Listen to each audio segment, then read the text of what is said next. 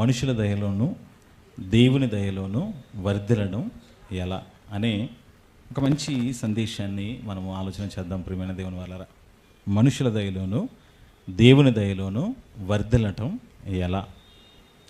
వర్ధిల్లటం అనే ఈ మాట మనకు పరిచయమైన మాట, మనకు తెలిసిన మాటే.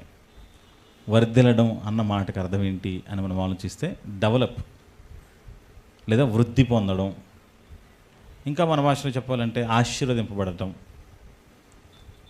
అని మనం ఆలోచిస్తే, ఒక మనిషి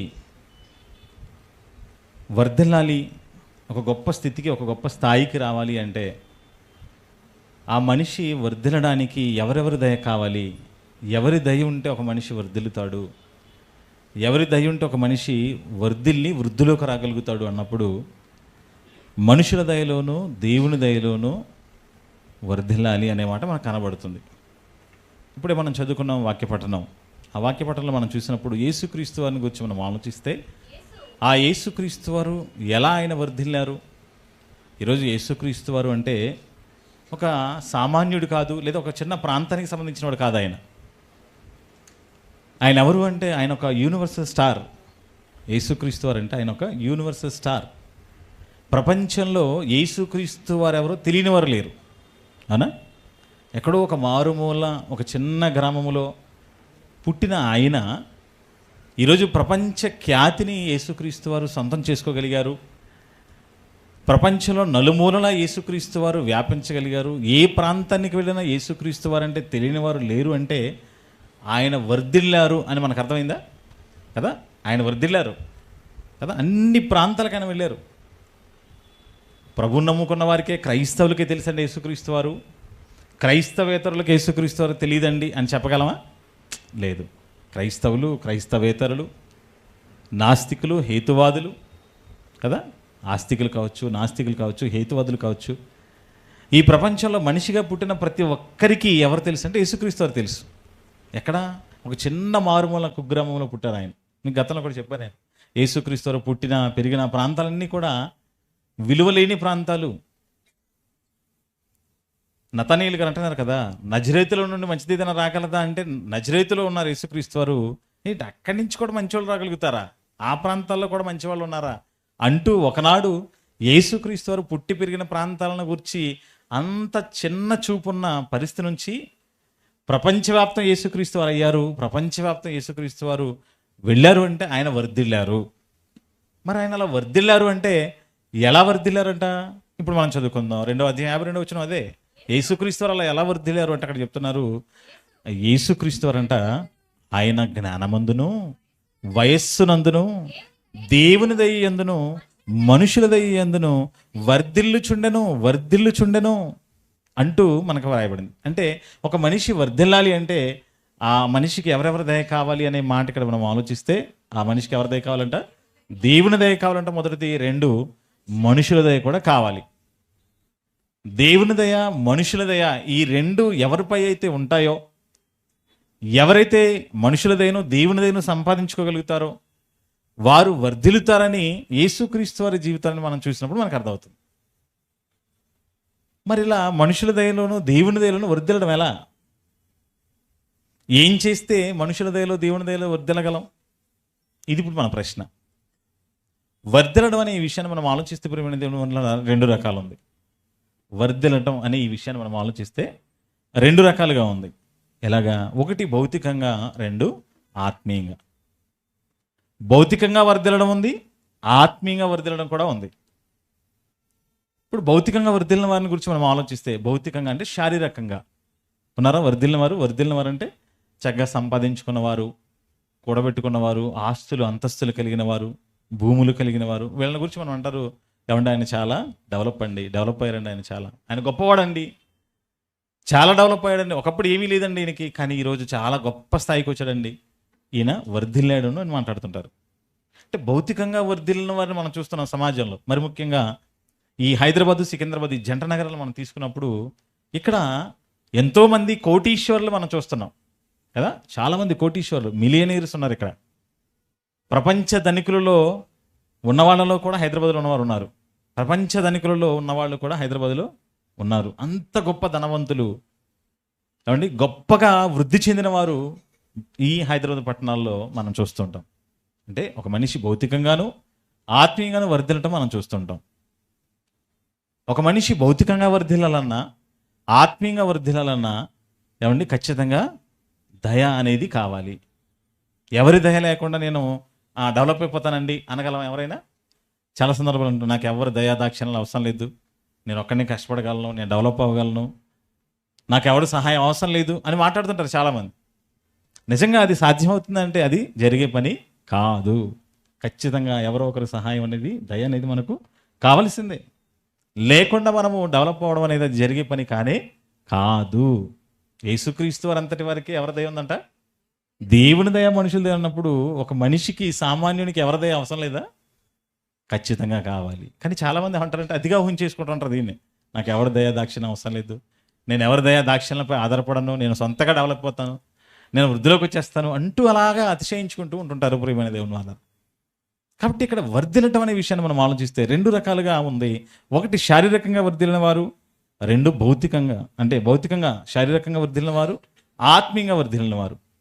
ముందుగా భౌతికంగా వర్ధిల్లిన వారిని గురించి మనం ఆలోచిద్దాం. అసలు వీళ్ళు ఎలా ఉంటారు? భౌతికంగా వర్ధిల్లిన వారు అంటే మనుషుల దయలో వర్ధిల్లిన వారు వీళ్ళు. దేవుని దయ అనేది లేకుండా కేవలం మనుషుల దయలో వర్ధిల్లి గొప్పవారిగా ఈరోజు ప్రపంచంలో సమాజంలో కనబడుతున్న వారు మనకు కనబడుతున్నారు. ఇప్పుడు ఈ హైదరాబాద్ పట్టణాలు నేను చెప్పాను కదా, ఈ పట్టణాల్లో, ఈ జంట నగరాల్లో బాగా అభివృద్ధి చెందిన వారు ఉన్నారు, కోట్లకు పడగలెత్తిన వారు ఉన్నారు. మరి వీళ్ళందరూ కోట్ల పడుగులెత్తి వృద్ధులకు వచ్చారు, వర్ధిల్లారు. ఎవరి దయతో అంటే మనుషుల దయ తీసుకొని వీళ్ళు వచ్చారు. వీళ్ళు దేవుని నమ్మరు, దేవుని తెలుసుకోలేదు, దేవుని వాళ్ళ జీవితంలోకి అంగీకరించలేదు, యేసుక్రీస్తు వారిని సురక్షకంగా గుర్తించి బాప్తిస్మము తీసుకోలేదు. అసలు వీళ్ళకి దేవుని గురించిన ఆలోచనలే లేవు. కానీ గొప్పగా డెవలప్ అయిపోయారు. దేవుని నమ్ముకొని దేవుని కోసం బ్రతుకుతున్న వారేమో అట్టడుగు స్థానంలో ఉంటే, అసలు దేవుణ్ణే నమ్మని వీళ్ళు భౌతికంగా చాలా డెవలప్ అయిపోయి ఉన్నారు. ఇలా వర్ధిల్లారు. మరి వాళ్ళని చూపించామండి, మరి వాళ్ళు దేవుని నమ్మలేదు కదండి, అసలు వాళ్ళకి దేవుడు ఎవరో తెలియదు కదండి. మీరు యేసుక్రీస్తు వారిని నమ్ముకుంటే దేవుని దయ మీకు ఉంటుంది, ఆ దేవుని దయ ఉన్న వాళ్ళే వర్ధిల్లుతారని మీరు చెప్తున్నప్పుడు, మరి వీళ్ళు అసలు దేవుడినే నమ్మలేదు కదా, వీళ్ళందరూ వృద్ధిలోకి వచ్చారంటే మరి వాళ్ళందరూ కూడా రాగలిగినప్పుడు మేమెందుకు రాలేము, దేవుని దయ మాకెందుకు అని మాట్లాడే పరిస్థితి ఉంటుంది అంటారా? లేదంటారా? ఉంటుంది కదా, ఉంటుంది.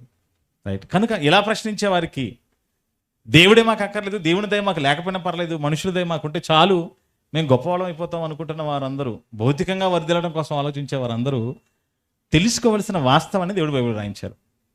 ఒకసారి చూద్దాం. భౌతికంగా మనం వర్ధిల్లడం వలన ఏం జరుగుతుంది, అసలు భౌతికంగా వర్ధిల్లిన వారు ఎలా ఉంటారు, వాళ్ళ పరిస్థితి ఏమవుతుంది అని మనం ఆలోచిస్తే, ప్రస్తుతం వారి పరిస్థితి చాలా గొప్పగా ఉన్నా, ప్రస్తుతం వాళ్ళ పరిస్థితి గొప్పగా ఉన్నా, ముగింపుకు వచ్చేసరికి వాళ్ళ పరిస్థితి ఏమైపోతుంది, భౌతికంగా వర్ధిల్లిన వారి పరిస్థితి ఏమైపోతుంది అనే విషయాల గురించి బైబిల్ చెప్తూ దేవుడు రాయించిన మంచి మాట చూద్దాం మనం ప్రియమైన దేవుని వారు. యోబు గ్రంథము 20వ అధ్యాయం చూద్దాం. చూడండి ఒకసారి.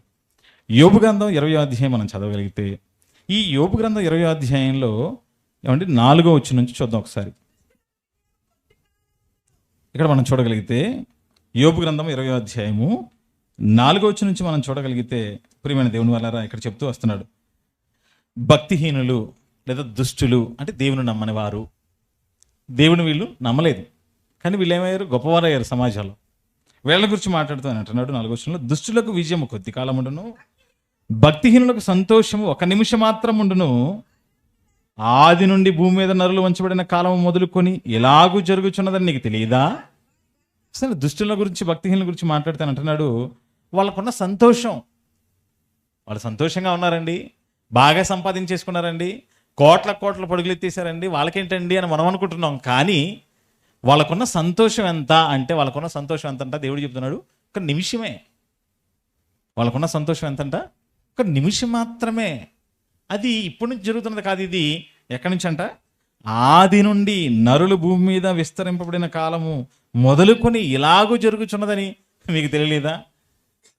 భూమి మీద బాగా డెవలప్ అయిపోయి కోటీశ్వర్లుగా వర్ధిల్లిన వారిని చూసి వాళ్ళు చాలా ఆనందంగా ఉన్నారని మీరు అనుకుంటున్నారా? వాళ్ళకున్న ఆనందము ఒక్క నిమిషం మాత్రమే. వాళ్ళకున్న ఆనందం ఒక్క నిమిషం మాత్రమే అని చెప్తూ కిందకు వచ్చి అంటున్నాడు, ఏమండి, వారి ఘనత ఆకాశమంత ఎత్తు పెరిగినను, వాళ్ళ ఘనత ఎంతంట, ఆకాశమంత ఎత్తు పెరిగినను, మేఘములంత ఎత్తుగా వారు తలలెత్తినను. చూసారండి ఎంత ఎత్తుకెళ్ళిపోయారంట, మనం చూస్తున్నాం కదా హైదరాబాద్, ఇందాక వచ్చినప్పుడు అన్నయ్య చెప్తున్నారు ఇక్కడ 50 స్టేర్లు బిల్డింగ్లు కడుతున్నారు. ఇలా చూస్తున్నాం వాటిని కదా, చాలా ఎత్తుకెళ్ళిపోయారు, అంటే వర్ధిల్లారు, చాలా పైకి వెళ్ళిపోయారు, స్టేర్స్కి వెళ్ళిపోతున్నారు. 50 అంతస్తుల భవనం, గేటెడ్ కమ్యూనిటీ అంట, బాగుంది. చాలా ఎత్తుకి ఎదిగారు కదా, చాలా ఎత్తుకి ఎదిగారు, చాలా మేఘాలు అంత ఎత్తుకెళ్ళిపోతున్నారు, ఆకాశం అంత ఎత్తుకెళ్ళిపోతున్నారు, ఆర్థికంగా కదా డెవలప్ అవుతున్నారు, బాగా వర్ధిల్లిపోతున్నారు, బాగా సంపాదించేస్తున్నారు, కోట్లు కూడా పెట్టేస్తున్నారు, ఎత్తైన భవనాలు కట్టేస్తున్నారు, పేరు ప్రఖ్యాతలు సంపాదిస్తున్నారు. సమాజంలో ఈరోజు చాలా మంచి పేరు ప్రఖ్యాతలు, అది చాలా గొప్ప స్థాయిలోకి వెళ్ళిపోయారు. అంటే ఇదంతా మనం ఏమనుకుంటాం, వర్ధిల్లడం. ఒకప్పుడు ఏమీ లేని స్థితి నుంచి ఈరోజు ఎక్కడి వరకు వచ్చారు, ఏమండి చాలా గొప్ప స్థాయికి వచ్చారండి, వర్ధిల్లాడండి అతను అని మాట్లాడుతున్నాం కదా. వాళ్ళని చూసి మనం గొప్పగా చెప్పుకుంటున్నాం కదా, ఏమండి నిజంగా చాలా కింది స్థాయి నుంచి వచ్చాడండి ఇతను, చాలా గొప్ప స్థాయికి వెళ్ళిపోయాడండి ఇతను అని చెప్పి అనుకుంటున్నాం కదా. ఇంత గొప్ప స్థాయికి ఇతను చాలా కష్టపడి వచ్చాడండి అని మాట్లాడుతున్నారు కదా. వాళ్ళ గురించి మాట్లాడుతూ అంటున్నాడు, వాళ్ళ స్థితి, వాళ్ళ పరిస్థితి ఏమైపోతుంది, ఆకాశం అంత ఎత్తుకు వాళ్ళు ఎదిగినను, మేఘములంత ఎత్తున వారు తల ఎత్తినను, తమ మలము నశించి రీతిగా వారెన్నటికీ ఉండకుండా నశించుదురు, వారిని చూచిన వారు తర్వాతంట వారు ఏమైపోయారు అని అడుగుతారంట. ఒక మలము నశించిన రీతిగా, మనందరం మల విసర్జన చేస్తుంటాం కదా, ఏమండి మనం పశువులు అవన్నీ కూడా రోడ్ల మీద తిరుగుతుంటూ మల విసర్జన చేస్తూ ఉంటాయి, మనం చూస్తూ ఉంటుంటాం. ఎంతసేపు ఉంటుంది అది, మనం చూస్తున్నప్పుడు అలాగే మలం విసర్జిస్తే కొద్ది కాలానికి మళ్ళీ అది కనబడదు. మీకు అర్థమవుతుంది ఇది. ఇలాగా వర్ధిల్లారని చెప్పుకుంటున్న గొప్పలు పోతున్న వారందరి పరిస్థితి కూడా ఇదే అని చెప్తున్నాడు. వాళ్ళ గురించి మాట్లాడితే ఏమంటాడంటే అసలు వాళ్ళు ఏమైపోయారు అని మాట్లాడతారంట. మీకు ఉదాహరణ చెప్తాను. సినీ ఇండస్ట్రీని మనం తీసుకున్నాం అనుకోండి, సినిమా ఫీల్డ్లో ఉన్నాం. ఈ సినీ ఇండస్ట్రీని మనం తీసుకుంటే ఒకప్పుడు గొప్ప వెలిగారు, కానీ ఇప్పుడు వాళ్ళు కనపడుతున్నారా? వాళ్ళ గురించి మనం ఆలోచిస్తే ఒకప్పుడు ఏమన్నా గొప్ప ఇండస్ట్రీలో గొప్ప స్థాయిలో ఉన్నాడు ఇతను, ఇతనికి రాని అవార్డులు లేవు, ఇతను పొందుకున్న రివార్డులు లేవు, ఇతనికి రాని పేరు ప్రఖ్యాతులు లేవు, నిజంగా చాలా గొప్ప స్థాయికి వెళ్ళాడండి ఇతను సినీ ఇండస్ట్రీలో అని ఒకప్పుడు గొప్పగా వెలుగొందిన స్టార్స్ అని చెప్పుకున్న వాళ్ళు ఈరోజు కనబడుతున్నారా? ఒకప్పుడు ఉండేవాళ్ళండి అని చెప్పుకునే పరిస్థితి. మీ అందరికి బెస్ట్ ఎగ్జాంపుల్ కత్తి కాంతారావు గారు, విన్నారు ఈ పేరు? విన్నారా? కత్తి కాంతారావు గారని జానపద సినిమాలు ఎక్కువ తీసేవాడు, యుద్ధాలు చేసే జానపద సినిమాలు ఎక్కువగానే ఉంటుండేవాడు. ఆయన ఎక్కడో కాదు, కోదాడ. తెలుసా మీకు? కోదాడ తెలుసు కదా, కోదాడే అయింది. ఆయన పుట్టి పెరిగిన ప్రాంతం అంతా కోదాడ ప్రక్కన చిన్న విలేజ్ గుడిబండ గ్రామం. అక్కడ ఒక చిన్న గ్రామంలో పుట్టిన ఆయన సినీ ఇండస్ట్రీకి వెళ్ళాడు. ఇండస్ట్రీలో ఏమండి ఎన్టీ రామారావు గారు ఉన్నారు కదా, అవునా, ఆయన పెద్ద స్టార్ కదా, ఆయనతో పాటు ఆయన ఎంత స్థాయిలో చేశాడో సినిమాల్లో, ఈయన కూడా ఆయనకు పోటీగా కత్తి యుద్ధాలు, కర్ర యుద్ధాలు, ఆ రోజున యుద్ధాలకు సంబంధించిన ఏదైనా సినిమాలు ఉన్నాయంటే ఖచ్చితంగా ఆయన గారు ఉండేవాడు. కత్తి కాంతారావు గారు అంటారు, ఆయన పేరే కత్తి కాంతారావు అయిపోయింది. ఈరోజు ఆయన కుటుంబం గురించి ఆలోచిస్తే కనబట్టలేదు, ఎక్కడో ఉందంట. వాళ్ళ కూతురు బెంగళూరులోనో చెన్నైలోనో ఎక్కడో, ఆవిడ ఎక్కడో ఉంటే పట్టుకొని ఇంటర్వ్యూ చేశారు. ఏంటంటే మీ పరిస్థితి ఇప్పుడు అంటే, ఎవడొకప్పుడు మా పరిస్థితి చాలా గొప్పగా ఉందండి, ఈరోజు మా పరిస్థితి ఇంటెద్దు కట్టుకోలేకపోతున్నామండి. ఏమైపోయింది చూడండి, ఇక్కడే చెప్తున్నాడు అదే మాట, ఇక్కడ చెప్తున్నాడు అదే. వారి యొక్క ఘనత, వారిని గురించి మాట్లాడుతూ, వారి ఘనత ఆకాశం అంతా ఎత్తు పెరిగినను, మేఘములంత ఎత్తుకు వారు తలలెత్తుకునను, తమ మలము నశించిన రీతిగా వారు ఏమైపోయారంట, ఎన్నటికీ ఉండకుండా నశించుదురు, వారిని చూచువారు ఏమైపోయారు వాళ్ళు. ఇలా మీరు ఆలోచించండి. సినిమా ఇండస్ట్రీని మీరు తీసుకుంటే, రాజకీయాలను మీరు తీసుకున్నా కూడా ఒకప్పుడు ఒక గొప్ప వెలిగారు, కానీ ఇప్పుడు కంటికి కనబడకుండా కనుమరుగైపోయారు. అంటే భౌతికంగా వర్ధిల్లిన వారి గతి ఏమవుతుందంటే, ఏదో ఒకరోజు, ఈరోజు వాళ్ళు గొప్పగా కనబడొచ్చేమో, గొప్పగా వర్ధిల్లొచ్చేమో, ఐశ్వర్యవంతులుగా ఉండవచ్చేమో, కానీ వాళ్ళ ముగింపుకు వచ్చేసరికి అసలు వాళ్ళు ఏమైపోయారో కూడా ఎవరికి ఆనవాళ్ళు కూడా లేకుండా పోతారంట. ఇదే సందర్భాన్ని గురించి మాట్లాడుతూ ఏమండి కీర్తనలు 37వ అధ్యాయంలో చెప్తున్నారు చూడండి ఒకసారి. అక్కడ కూడా మీరు చదివితే ఇంకా మీకు క్లియర్గా ఉంటుంది. ఒకసారి చూద్దాం. కీర్తన గ్రంథం 37వ అధ్యాయం చూస్తే, 35వ వచనం, 37, 35 చూడండి ఒకసారి. భక్తుడు అంటున్నాడు, దావీదు గారు అంటున్నాడు, 37, 35 చదువుతున్నారు. భక్తిహీనుడు ఎంతో ప్రబలియుడు నేను చూచితని, అది మొలచిన చోటనే విస్తరించిన చెట్టు వలె వాడు వర్ధిల్లియుండెను అంటున్నాడు. చూసారండి, అక్కడ మాట్లాడుతూ భక్తిహీనుడి గురించి మాట్లాడుతూ అతని గురించి నేను ఏమంటున్నాడంటే, అతడు ప్రబలటం అంటే విస్తరించాడు, వర్ధిల్లాడు, డెవలప్ అయ్యాడు. ప్రబలటం అంటే వ్యాప్తి చేసుకుంటూ వెళ్ళిపోయాడు. ఎంతో ప్రబలాడంట, చాలా గొప్పగా విస్తరించాడంట. ఎంతగా అంటే కిందకు చెబుతూ అంటున్నాడు, అది మొలచిన చోటనే విస్తరించిన చెట్టు వలె. చూసారండి, మర్రి చెట్లు, రావి చెట్లు, ఇవి మనం తీసుకుంటే మర్రి చెట్టు అంటాం. ఈ మర్రి చెట్టు ఎలా ఉంటుంది? ఒక చిన్న మొక్క ఇక్కడ పుట్టుద్ది, ఒక చిన్న మొక్క పుట్టుద్ది. ప్రారంభం మనం ఆలోచిస్తే ఎక్కడో చిన్న మొక్క పుట్టుద్ది, అది అలా పెరిగి పెరిగి పెద్ద అవుతుంది. అలా పెరిగి పెద్ద అయిపోయి అది ఏమవుతుంది, కిందకి ఓడలు వచ్చేస్తాయి. అవి మళ్ళీ భూమిలోకి వెళ్ళిపోయి నాటుకుంటాయి. ఓకేనా? ఈ చెట్టు నుంచి వచ్చిన ఆ ఓడలు అలా భూమిలోకి వెళ్ళిపోయి నాటుకుంటాయి. ఇది ఇలాగ వెళ్ళిపోతుంది, నాటుకుంటుంది. ఇక్కడి నుంచి మళ్ళీ ఇవి ప్రారంభం అవుతాయి, అవి కాస్త మళ్ళీ వెళ్ళిపోతాయి, అవి పెరుగుతాయి, ఇలా పెరుగుతాయి, ఇలా వస్తాయి, ఇలా పెరుగుతాయి, ఇలా వస్తాయి. మొన్న ఒకటి పెట్టారని సోషల్ మీడియాలో, ఒక చెట్టు 400 ఎకరాలు విస్తరించిందంట. ఎంత విస్తరించింది? 400 ఎకరాల. ఏంటి, ఒక చెట్టే. చూసారా, మర్రి చెట్టు. అంతే, దాని పేరు ఓడల మర్రి అంటారు. ఏ మర్రిది? ఓడల మర్రి. పెట్టుకుంటూ పోతూనే ఉంటుంది, ఇది ఇలాగా వెళ్ళిపోతూనే ఉంటుంది. దానికి ఓడలు వచ్చేస్తుంటాయి, అవి భూమిలోకి వెళ్ళిపోతాయి, మళ్ళీ అక్కడి నుంచి అది డెవలప్ అయిపోతుంది, అలా వెళ్తుంది, అది అలా వెళ్తుంది, అది అలా వెళ్తుంది, ఇలా వెళుతూనే ఉంటుంది తప్ప అది పెరిగిపోతూనే ఉంటుందంట. ఒక భక్తిహీనుని గురించి మాట్లాడుతూ, మనుషుల దయలో వర్ధిల్లానని గొప్పలు చెప్పుకుంటున్నాని గురించి మాట్లాడుతూ దేవుడు అంటున్నాడు, అది మొలచిన చోటనే విస్తరించిన ఆ చెట్టు వలె వాడు వర్ధిల్లి ఉండెను, అయినను ఒకడు ఆ దారిని పోయి చూడగా వాడు లేకపోయాను. నేను వెతికి తిని కానీ వాడు నాకు. చూసారా, వెతికి ఏమంటే ఒక ఫలానా, ఒకప్పుడు ఇక్కడ ఉన్నారండి వాళ్ళు, ఇక్కడే ఉన్నారని చెప్పారండి వాళ్ళు, ఇక్కడే అంటండి వాళ్ళు ఉన్నారంటే ఇప్పుడు వాళ్ళు ఇక్కడ. చూసారండి, అంటే భౌతికంగా వర్ధిల్లితే, ఆ భౌతికంగా వర్ధిల్ల మనము, లేదా భౌతికంగా వర్ధిల్లిన వారు చివరిదాకా వారు ఉండరు, వారి నామరూపాలు కూడా ఉండవని దేవుడు చెప్తున్నారు. మనుషుల దయలో మనం వర్ధిల్లినంత మాత్రాన కొంతకాలం మనం ఏదో భూమి మీద గొప్పగా హడావిడి చేయించేమో. అందుకే ఒక నిమిషంతో పోల్చారు దాన్ని. వాళ్ళకున్న ఆనందం ఎంతసేపు అంటే సంతోషం ఒక నిమిషమే. భౌతికంగా వర్ధిల్లితే ఒక నిమిషం సంతోషపడతామేమో, కానీ ఆ నిమిషం సంతోషం కోసం ఈ భూమి మీద దేవునిదైనా పొందుకోకుండా, దేవునిదైనా నాకు అవసరం లేదు, దేవుడు నాకు అవసరం లేదు అనుకొని దేవుని పక్కన పెట్టుకొని మనుషులదే నాకుంటే చాలు. ఇంకో మాట్లాడుతుంది సామెత గ్రంథంలో ఏమంటారు తెలుసా? చాలామంది అంటే ఏం కోరుకుంటారంట తెలుసా? అనేకులు ఏలువారుదైన కోరుకుంటారంట. ఎవరిదైని? ఏలువారుదయ. ఏలువారంటే, ఏలువాడు అంటే రాజు అని అర్థం. ఆ రోజు రాజులు ఏలేవారు కనుక, పరిపాలించేవారు కనుక వాళ్ళని ఏలువారు అన్నారు.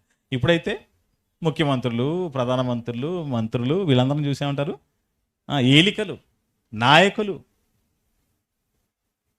ఈరోజు ప్రతి మనిషి ఎవరిదై కోరుకుంటున్నారు, ఎవరిదైనా కావాలని కోరుకుంటున్నాడంటే, మా పైన నాయకుడు ఆయన దయ ఉంటే చాలు, నాకు ముఖ్యమంత్రి గారి దయ ఉంటే చాలు, నాకు ఎవరితో పని లేదు, నాకు డైరెక్ట్గా ఎవరితో పని ఉంటే చాలు, నాకు ముఖ్యమంత్రి గారి దయ ఉంటే చాలు, మా మంత్రి గారి దయ నాకుంటే చాలండి, మా ఎమ్మెల్యే గారి దయ ఉంటే చాలు నాకు. చాలామంది అదే కదా, ముఖ్యమంత్రి గారి దయతో, ఆయన అండతో ఇవన్నీ చేసుకుంటూ వెళ్ళిపోతాడు ఇతను అంటూ మాట్లాడుతాం. వార్తలు మనం వింటుంటాం. ఏలువారిదైనా కోరుకుంటున్నారు, మనుషులదైనా కోరుకుంటున్నారు, దేవుని దయ మాకు అక్కర్లేదనుకుంటున్నారు చాలామంది. మనుషుల దయతో ఏమండి, సినిమా ఇండస్ట్రీ గురించి మనం ఆలోచిస్తే, ముందున్న హీరోలు పెద్దలుగా పిలువబడుతున్న వాళ్ళ దగ్గరకు వచ్చేసి, ఏమండి మీ దయ మా మీద ఉంచండి, మేము అలా వచ్చేస్తామని చెప్పిన వాళ్ళ దయ తీసుకొని వచ్చే వాళ్ళు ఉన్నారు. రాజకీయాల్లో కూడా పైన నాయకుల దయతో వచ్చి చిన్నగా అలా ఎదుగుతూ గొప్ప స్థాయికి వచ్చి అలా గొప్ప లోపోవాలనుకునే వాళ్ళు ఉన్నారు.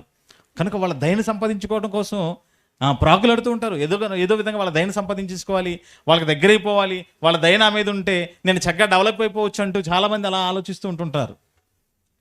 మనుషుల దయను కోరుకుని మనుషుల దయలతో డెవలప్ అవ్వాలనుకుంటున్నారు. మనుషుల దయ మా మీద ఉంటే చాలు, ఆ మనుషుల దయలో మేము చక్కగా వర్ధిల్లుతాం అనుకుంటున్నారు. కానీ మనుషుల దయ మన మీద ఉంటే, ఆ మనుషుల దయతో మనం వర్ధిల్లితే, ఆ వర్ధిల్లిన మనము చివరి వరకు ఉండము అంటుంది బైబిల్.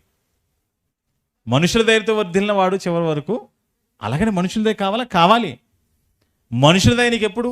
దేవుని దయతో పాటు నీకు మనుషుల దయ కావాలి. కానీ దేవుడు నాకు అక్కర్లేదు, నాకు మనుషుల దయ ఉంటే చాలు అనుకుని వెళ్ళిపోతే, ఆ మనుషుల దయతో వర్ధిల్లిన నీవు చివరి వరకు ఉండలేవు అని చెప్పి వాక్యం తెలియచేసిందండి. ఇది బాగా అర్థమైన పౌలు గారు ఆయన ఏమన్నాడు తెలుసా? గలతీ పత్రిక చూడండి ఒకసారి. గలతీ పత్రిక 1వ అధ్యాయంలో అపోస్తలుడైన పౌలు గారు అంటున్నారు, నాకెవరి దయ అక్కర్లేదు అని ఆయన మాట్లాడుతున్నారు. చూడండి ఒకసారి, నాకెవరి దయ అక్కర్లేదు అని మాట్లాడుతున్నారు. మీరు చూడగలిగితే గలతీ పత్రికలో చెప్పమ్మా, గలతీ పత్రిక 1వ అధ్యాయము 10వ వచనం. పౌలు గారు అంటున్నారు, ఈ విషయం అంతా అర్థమైంది పౌలు గారికి, ఒక క్లారిటీ వచ్చేసింది. ఎందుకంటే ధర్మశాస్త్రం బాగా చదువుకున్నవాడు కదా. ఎవరి దయ ఉంటే నేను గొప్ప వృద్ధిలోకి వస్తాను, మనుషుల దయ మాత్రం ఉంటే నాకు సరిపోతుందా? లేదా ఏలువారిదయ నా మీద ఉంటే నాకు సరిపోతుందా అని ఆలోచించిన పౌలు గారు, అమ్మో మనుషుల దయ ఏలువారిదయ నేను కోరుకుంటే నాకు ప్రయోజనం లేదు, వాళ్ళ దయ కోసం నేను ప్రాకులాడి వాళ్ళ దయని సంపాదించుకోవడం కోసం వాళ్ళకి అడుగులకు మడుగులు ఎత్తేసాను అనుకోండి, చివరికి నేను ఏమైపోతాను, అన్యాయం అయిపోతాను అన్న సంగతి అర్థమైంది ఇతనికి. అయ్యి ఈయన ఏమంటున్నాడంటే 10వ వచనంలో, ఇప్పుడు నేను మనుషుల దయను సంపాదించుకుని కోరుచున్నానా, దేవుని దయను సంపాదించుకుని కోరుచున్నానా? నేను మనుషులను సంతోషపెట్ట కోరుచున్నానా? నేను ఎప్పటికీ నీ మనుషులను సంతోషపెట్టేవాడనైతే క్రీస్తునకు దాసుడనే కాకపోదును అంటున్నాడు. నేను మనుషుల దయను కోరుకోవటం లేదు, నాకు ఎవరి దయ అక్కర్లేదు అంటున్నాడు. మనుషుల దయ నాకు అక్కర్లేదు అంటున్నాడు. అదేంటండి, మనుషుల దయ కావాలి కదా, యేసుక్రీస్తు వారికి మనుషుల దయ అవసరమైనప్పుడు మరి పౌలు గారు అంటే నాకు మనుషుల దయ అవసరం లేదు అంటున్నాడంటే, ఇక్కడ ఈ మాటను మనం అపార్థం చేసుకోవసరం లేదు. కేవలం మనుషుల దయ మాత్రమే నేను సంపాదించుకోసుకొని మనుషులందరిలో నేను గొప్పవాడిని, లేదా మనుషుల దగ్గర నేను దయను సంపాదించుకోవడం వల్ల నాకు ప్రయోజనం లేదు. నాకు ఎవరి దయ కావాలి? ముందు దేవుని దయ కావాలి, తర్వాతే మనుషుల దయ. కానీ ఈరోజు సమాజాన్ని మనం ఆలోచిస్తే ఎవరి దయ ముందు కోరుకుంటున్నారు? మనుషుల దయ ఉంటే చాలు. చాలామంది దగ్గరికి వెళ్ళామండి, మీ దీవెనలు ఉంటే చాలండి, మీ ఆశీస్సులు నాకుంటే చాలండి, మీ ఆశీస్సులు ఏమంటే చాలు, నాకు మీ ఆశీస్సులు నాకుంటే చాలు, నేను డెవలప్ అయిపోతానండి అంటుంటారు. అంటే మనుషుల దయను కోరుకుంటే, మనుషుల దయతో మనం డెవలప్ అవ్వాలి అనుకుంటే, మనుషుల దయతో మనం డెవలప్ ఒకవేళ అయినా చివరి వరకు మనం ఉండగలమా? ఉండలేము. కాబట్టి అసలు ఒక మనిషి దేవుని దయను మనుషుల దయను సంపాదించుకోవాలంటే ఏం చేయాలి? లోకంలో మనుషులందరూ చేస్తున్నట్టుగా వాళ్ళకి అవసరమైన ఇచ్చి, వాళ్ళకేవో తీసుకొచ్చి ఇచ్చి కదండి, ఒక అధికారి దయను సంపాదించుకోవడం కోసం లంచాలు ఇచ్చి, ఒక అధికారి యొక్క, ఒక నాయకుని యొక్క ఆ దయను సంపాదించుకోవడం కోసం వాళ్ళకి ఏం కావాలో అన్నవంటివి చేసి పెట్టి కదండి, ఎంత నీచానికైనా దిగబడిపోతారు. అతని దయ కోసం అతను ఏం చేయమన్నా చేయడానికి వెనకాడని వాళ్ళు ఉన్నారు. భయంకరంగా వాళ్ళ కోసం చేసేవాళ్ళు ఉన్నారు. అలాంటి నీచమైన పనులు చేసి వాళ్ళ దయను సంపాదించుకోవడం, వాళ్ళ దయను సొంతం చేసుకొని డెవలప్ అయిపోవడం, ఇది ఇలా చేయాలా? ఇలా చేసి వాళ్ళ దయను సంపాదించుకోవాలా? లేదా దేవుని దయను మనుషుల దయను సంపాదించుకొని మనం వర్ధిల్లటం ఎలా అనే విషయాన్ని గురించి మనం ఆలోచించాలా? అంటే ఏమంటే ఈ లోకంలో మనుషులు చేస్తున్నట్లుగా మనుషుల దయ కోసం, అధికారుల దయ కోసం, నాయకుల దయ కోసం, పెద్దల దయ కోసం ప్రాకులాడి వాళ్ళు అనుకున్నవేమో వాళ్ళ కోసం చేసి దాని ద్వారా దయను సంపాదించుకొని డెవలప్ అయిపోవడం అది గొప్ప కాదు. కానీ మనుషుల దయలో దేవుని దయలో వర్ధిల్లటం ఎలాగో అది నేర్చుకొని ఏమండి ఆ ప్రకారంగా మనం చేయడం ద్వారాగా దేవుని దయలోను మనుషుల దయలో మనం వర్ధిల్లడమే కాకుండా చిరస్థాయిగా మనం నిలబడిపోతాం. చిరస్థాయిగా మనము నిలబడిపోతాం. అలా నిలబడిన వారిలో ఒక ఇద్దరు జీవితాలు మీకు చూపిస్తాను. మొదటిగా యేసుక్రీస్తు వారు. అవునా, దేవుని దయలోను మనుషుల దయలోను వర్ధిల్లిన యేసుక్రీస్తు వారు చిరస్థాయిగా నిలిచిపోయారు. ఆయన ఎప్పటి వరకు ఉంటారు? ఆయన యేసుక్రీస్తు వారు రెండవ రాకడలో తిరిగి వచ్చేంత వరకు ఈ భూమి మీద ఆయన చిరస్థాయిగా నిలబడిపోయాడు. ఆయన మనుషుల దయలో దేవుని దయలో వర్ధిల్లాడు కనుక యేసుక్రీస్తు వారు రెండవ రాకడ వరకు ఆయనకి ఎదురుందా భూమి మీద? లేదు. చిరస్థాయిగా నిలబడిపోయాడు. ఆయన ముద్ర వేసేసుకున్నాడు సమాజంలో. మరి యేసుక్రీస్తు వారు దేవుని దయను మనుషుల దయను ఎలా సంపాదించుకున్నారు? అలాగే మరొక వ్యక్తి మనకు కనబడతారు బైబిల్లో. మనం చూస్తే మొదటి సమూయేలు గ్రంథం 2వ అధ్యాయము 26వ వచనం మనం చదివినప్పుడు, ఈ మొదటి సమూయేలు గ్రంథం 2వ అధ్యాయం 26వ వచనంలో కూడా ఇక్కడ ఒక భక్తుడు సమూయేలు గారిని గురించి మాట్లాడుతూ, ఈ సమూయేలు గారు కూడా వర్ధిల్లారంట, ఆయన ఎలా వర్ధిల్లారో దాని గురించి మాట్లాడుతూ ఇక్కడ చెప్తున్నారు. చూద్దాం ఒకసారి. మొదటి సమూయేలు గ్రంథం 2వ అధ్యాయము 26వ వచనం అంటున్నాడు, బాలుడొక సమూయేలు ఇంకను ఎదుగుచు యెహోవా దయ యందును మనుషుల దయ యందును వర్ధిల్లుచుండెను. యేసుక్రీస్తు వారి మాటల్లో మనం విన్నట్టుగానే ఉంటుంది ఇక్కడ కూడా. యేసుక్రీస్తు వారు ఎలాగైతే జ్ఞానమందును వయసునందును దేవుని దయ యందును మనుషుల దయ యందును వర్ధిల్లుచుండెను అని వ్రాయబడిందో, ఇక్కడ కూడా సమూయేలు గారి గురించి మాట్లాడుతూ బాలుడుకు సమూయేలు అంట, ఆయన కూడా ఏం చేస్తున్నాడంట? యెహోవా దయ యందును మనుషుల దయ యందును వర్ధిల్లుచుండెను. యేసుక్రీస్తు వారు మనుషుల దయలో దేవుని దయలో వర్ధిల్లారనే మాట మనం చూస్తున్నాం. నెక్స్ట్ సమూయేలు గారు కూడా మనుషుల దయలోను దేవుని దయలోను వర్ధిల్లినట్లుగా మనం చూస్తున్నాం. నిజంగా మరి యేసుక్రీస్తు వారిని గురించి మనం ఆలోచించిన ఆయన ప్రపంచాన్ని జయించగలిగారు, అందరి మనసులు దోచుకోగలిగారు.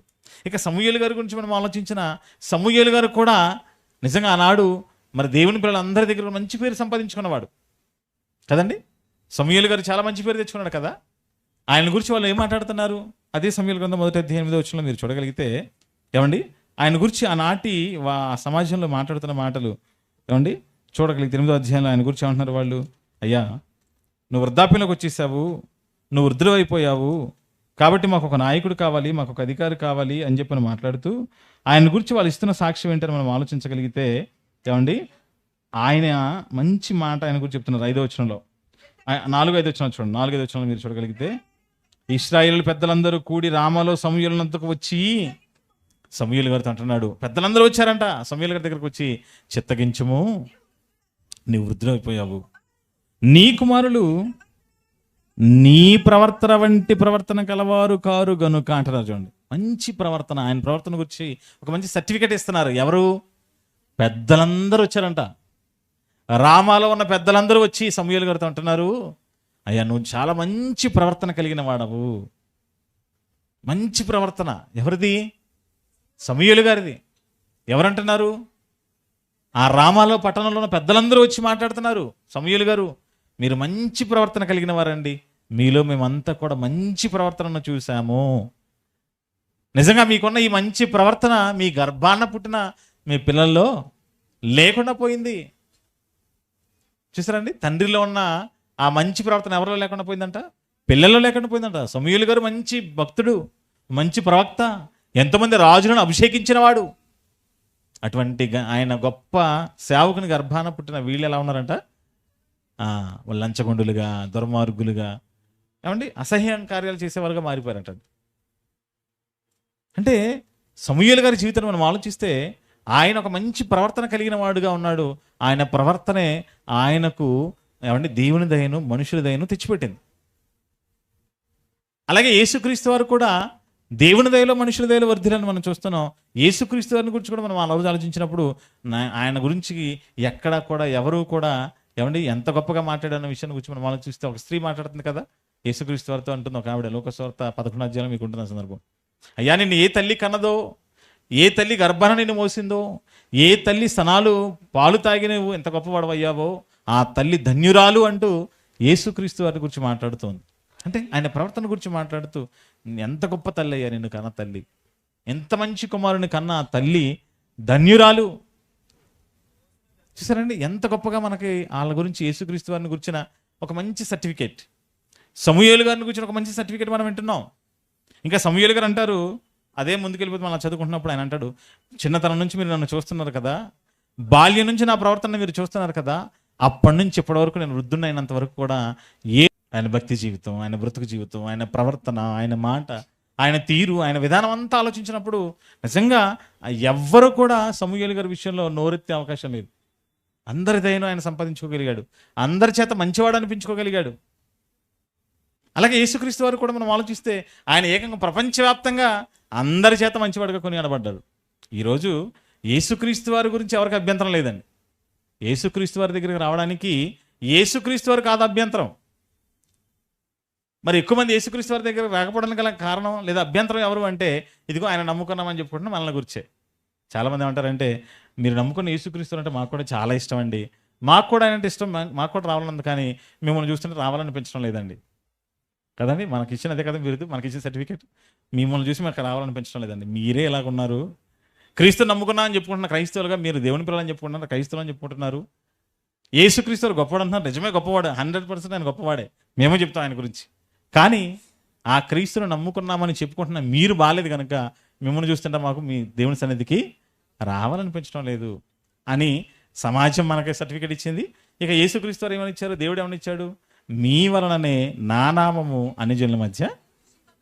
సో అంటే యేసుక్రీస్తు వారు కూడా ప్రపంచంలో అందరి చేత మంచివాడు అనిపించుకున్నాడు. ఆయన చెడ్డవాడేనా అనేవాడు ఉన్నాడా? ఎవడో మతోన్మాది, కళ్ళు నెత్తికెక్కినవాడు కదా, ఉన్మాదంతో మాట్లాడేవాడు యేసుక్రీస్తు వారిని గురించి చెడ్డవాడని మాట్లాడారు తప్ప నిజంగా మంచి మనసు ఆలోచించిన వాడు ఎవడు కూడా యేసుక్రీస్తు వారిని చెడ్డవాడు అని అనలేరు. వాళ్ళకి తెలుసు, ఇలా మాట్లాడే మతోన్మాదులకు కూడా తెలుసు ఆయన మంచివాడని, కానీ అలా అనకపోతే వాళ్ళు బ్రతకలేరు.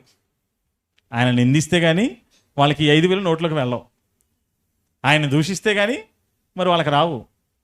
ఎందుకంటే ఆయన అడ్డం పెట్టుకొని బ్రతికేవాళ్ళు కనుక ఆయనను తిట్టకపోతే, ఆయనను దూషించకపోతే, ఆయన మీద ఏదో ఒక అబండం వేయకపోతే, ఆయన ఏదో ఒక వాళ్ళని చెడ్డవాళ్ళని చిత్రీకరించకపోతే ఆయనకు వచ్చేవి రావు. సో మరి వాళ్ళు బ్రతకాలంటే, వాళ్ళ కుటుంబాలను పోషించుకోవాలంటే ఆయన తిట్టుకుంటూ దాని ద్వారా వచ్చేదాంతో బ్రతుకుతున్నారు వీళ్ళు. అలాగని వాళ్ళకి తెలియదా? వాళ్ళ అంతరాత్మకు తెలుసు.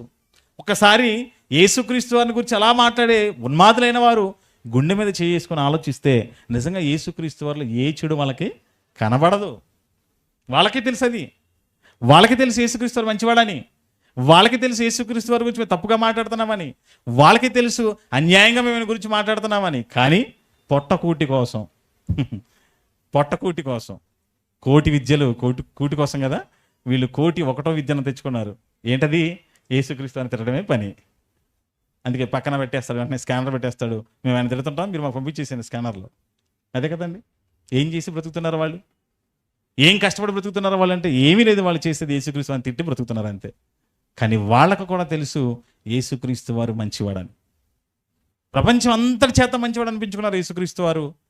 ఆనాటి సమాజంలో అందరి చేత మంచివాడు అనిపించుకున్నారు సమూయేలు గారు. అంటే మనుషుల దయ, దేవుని దయ యేసుక్రీస్తు వారి పైనను సమూయేలు గారి పైనను ఉన్నట్లుగా మనం చూస్తున్నాం. దేవుని దయను మనుషుల దయను వారు సొంతం చేసుకున్నట్లుగా దేవుని దయలోను మనుషుల దయలోను ఒక సమూయేలు గారు కావచ్చు, యేసుక్రీస్తు వారు కానీ యేసుక్రీస్తు వారు కావచ్చు వర్ధిల్లినట్లుగా మనం చూస్తున్నాం. మరి సమూయేలు గారు యేసుక్రీస్తు వారు దేవుని దయలోను మనుషుల దయలను వర్ధిల్లితే మనం వర్ధిల్లలేమా? దేవుడు వాళ్ళనే వర్ధిల్ల చేస్తాడా? మనల్ని వర్ధిల్ల చేయడా? వాళ్ళపై దయ చూపించిన దేవుడు మనపై దయ చూపించరా?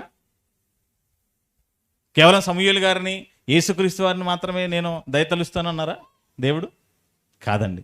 యేసుక్రీస్తు వారిలా సమూయేలు గారిలా ఎవరైతే బ్రతుకుతారో, ఎవరైతే జీవిస్తారో, ఎవరైతే ఆలోచిస్తారో అలా చేసే వారందరిపై నా దయ ఉంటుంది, మనుషుల దయ కూడా ఉంటుంది అంటున్నారు దేవుడు. ఇంతకీ మరి యేసుక్రీస్తు వారు కావచ్చు, సమూయేలు గారు కావచ్చు, దేవుని దయను మనుషుల దయను ఎలా సంపాదించుకున్నారు? వాళ్ళని దేవుడు ఎలా దయ తలిచారు? ఏం చేశారని వాళ్ళపై దేవుడు దయ చూపించారు? ఏం చేశారని సమాజం అంతా వారిపై దయ చూపించింది, దయ తలిచారు? ఆలోచించండి. మనం ఏం చేస్తే దేవుని దయ మనుషుల దయ మనపై ఉంటుంది? యేసుక్రీస్తు వారు సంపాదించుకున్నట్లుగా, సమూయేలు గారు సంపాదించుకున్నట్లుగా దేవుని దయను మనుషుల దయను మనం ఎలా సంపాదించుకోవాలి? ఆలోచించండి. ఆలోచిస్తే ఒక మంచి సమాధానాన్ని దేవుడు చెప్పారండి. ఏం చేస్తే మనము కూడా ఒక యేసుక్రీస్తు వారిలా సమూయేలు గారిలా దేవుని దయను మనుషుల దయను సంపాదించుకోగలం అనే విషయాన్ని గురించి మనం ఆలోచిస్తే, ఏమండి, సామెతల గ్రంథం చూడండి ఒకసారి అందరూ చూడండి. సామెతల గ్రంథము, ఏమండి, సామెతల గ్రంథము 3వ అధ్యాయము, సామెతల గ్రంథం 3వ అధ్యాయము, ఏమండి, మొదటి వచనం చూద్దాం ఒకసారి చూడండి. సామెతల గ్రంథము 3వ అధ్యాయము మొదటి వచనం నుంచి ఇక్కడ చెప్తున్నాడు, దేవుడు చెప్తున్న మాట చూద్దాం చూడండి. నా కుమారుడా, నా ఉపదేశాన్ని మరొకము, నా ఆజ్ఞలను హృదయపూర్వకముగా గైకొనుము. చూసారండి? బాగా వినండి, బాగా వింటూ చదవండి, మీరు ఆలోచిస్తూ వినండి, ఓకేనా? నా కుమారుడా, నా ఉపదేశమును మరొకము, నా ఆజ్ఞలను హృదయపూర్వకముగా గైకొనుము. మొదటి మాటలో చెప్పాడు. ఏమంటున్నాడు? నా ఉపదేశాన్ని మరవద్దు, నా ఆజ్ఞలను ఏం చేయు? హృదయపూర్వకంగా. ముందు ఉపదేశాన్ని విను. ముందేం చేయాలంట? మనం ఉపదేశాన్ని వినాలి. అంటే చెప్తున్నది మనం వినాలి. దేవుడు తన సేవకుల ద్వారా ఏదైతే మనకు చెప్పాలనుకుంటున్నారో అది ముందు మనం వినడం నేర్చుకోవాలి. ఉపదేశాన్ని మనం ఏం చేయాలి? వినాలి. విన్నదాన్ని మనం ఏం చేయకూడదు? మర్చిపోకూడదు. వింటాం కదా, అందరం వింటాం కదండి. ఆసక్తిగా వినేవాళ్ళు ఎంతమంది? అందరూ వినేవాళ్లే. కానీ యేసుక్రీస్తు ఏమన్నారు? చెవి గలవాడు. ఏంటి, వీళ్ళందరికీ చెవులు లేవా? ఆ వినే చెవులు ఉన్న వాళ్ళు వేరే, అందరికీ చెవులు ఉంటాయి. కానీ వినగల చెవి, గ్రహించగల మనసు అందరికీ ఉందా? ముందు నీకు అది రావాలి అంటున్నాడు దేవుడు. నా కుమారుడా, ఉపదేశమును విను, విన్నదాన్ని నువ్వేం చేయొద్దు? మర్చిపోవద్దు. ఆ మర్చిపోకుండా ఉన్న తర్వాత నువ్వేం చేయాలి? నెక్స్ట్ హృదయపూర్వకముగా గైకొనుము. అంటే విన్నది మనసులో పెట్టుకొని మర్చిపోకుండా దాన్ని నువ్వేం చేయు? హృదయపూర్వకంగా చెయ్యి. గైకొనడం అంటే చేయడం. ముందు వినాలి, విన్నదాన్ని మనసులో పెట్టుకోవాలి. మనసులో పెట్టుకున్న దాన్ని మనం ఏం చేయాలి? హృదయపూర్వకంగా. ఎవరో చూస్తున్నారు, ఇలా చేయకపోతే ఏమన్నా అనుకుంటారేమో అని మొహమాటంతో కాదు. మనం దేవుని పని చేస్తే మొహమాటంతో చేయాలా? అన్నయ్య చూస్తున్నాడు కనుక చేయకపోతే ఏమన్నా అనుకుంటాడేమో, సంఘస్థులు చూస్తున్నారు కనుక చేయకపోతే ఏమన్నా అనుకుంటారేమో, మనుషులేదో అనుకుంటారేమోనని మొహమాటంగా చేయకూడదు. వాక్యం విన్న తర్వాత ఆ వాక్యాన్ని మనం మనసులో పెట్టుకున్న తర్వాత వాక్యం మనకు చెప్పిన ప్రకారం ఇది మనం చేయాలని మనకు అర్థమైనప్పుడు దాన్ని మనం ఎలా చేయాలంట? హృదయపూర్వకముగా గైకొనము, హృదయపూర్వకంగా చెయ్యు. అలా నువ్వు చేయడం ద్వారా నెక్స్ట్ ఏం జరుగుతుంది? 2వ వచనంలో చెప్తున్నాడు, అవి నువ్వు అలా చేస్తే, ఉపదేశాన్ని నువ్వు మరవకుండా ఉంటే, నా ఆజ్ఞలను హృదయపూర్వకంగా గైకొంటే, అవి దీర్ఘాయువును, సుఖజీవముతో గడుచు సంవత్సరములను, శాంతిని నీకు కలుగ చేయును. చూసారండి, ఈరోజు శాంతి లేదండి, నెమ్మది లేదండి, సమాధానం లేదండి అంటే ఎందుకు లేదు? ఆ పై మాటను చేయట్లేదు. ఎవరైతే నాకు శాంతి లేదండి, సమాధానం లేదండి, నెమ్మది లేదండి అంటున్నారో వీళ్ళందరిలో ఉన్న లోపం ఏంటంటే, ముందు వాళ్ళు వినడం లేదు, వినదాన్ని మనసులో పెట్టుకోవడం లేదు, ఆ మనసులో పెట్టుకున్న దాన్ని హృదయపూర్వకంగా చేయడం లేదు. 3 విషయాలు ఎక్కడ కనపడుతున్నాయి. ఓకేనా? ఏం చేయలేదు? వినలేదు, ఉపదేశాన్ని వినలేదు, విన్నదాన్ని గుర్తుపెట్టుకోలేదు, ఆ గుర్తుపెట్టుకున్న దాన్ని హృదయపూర్వకంగా చేయలేదు. మరి బేసిక్ మనం వదిలేసి దేవుడు చెప్పిన దాన్ని పక్కన పెట్టేసి నాకు దీర్ఘాయువు కావాలండి అంటే వచ్చేస్తుందా? ఏం కోరుకుంటున్నాడు మనిషి? దీర్ఘాయువు కావాలని కోరుకుంటున్నాడు, సుఖమైన జీవితం కావాలని కోరుకుంటున్నాడు, నెక్స్ట్ శాంతి కావాలని నా జీవితంలో కోరుకుంటున్నాడు. దీర్ఘాయువు కావాలంట, సుఖమైన జీవితం కావాలంట, ఈ సుఖమైన జీవితంలో ఏం కావాలి? శాంతి. 3 విషయాలు కావాలని కోరుకుంటున్నాడు. ఈ 3 విషయాలు కావాలని కోరుకుంటే పైన ఒక 3 విషయాలు ఏమని దేవుడు చెప్తున్నారు కదా. పైన ఒక 3 విషయాలు చెప్పి ఇవి నువ్వు చేస్తే నువ్వు కోరుకున్న ఈ 3 విషయాలు నీకు ఉంటాయి. దీర్ఘాయువు కావాలి తండ్రి నాకని ప్రార్థన చేస్తే దేవుడు ఇచ్చేస్తాడా? చాలామంది ఏమడుగుతారు, నాకు దీర్ఘాయుష్ని ఇచ్చాను ప్రభువా కదా, మంచి ఆరోగ్యాన్ని ఇవ్వండి, ఆయుష్నివ్వండి.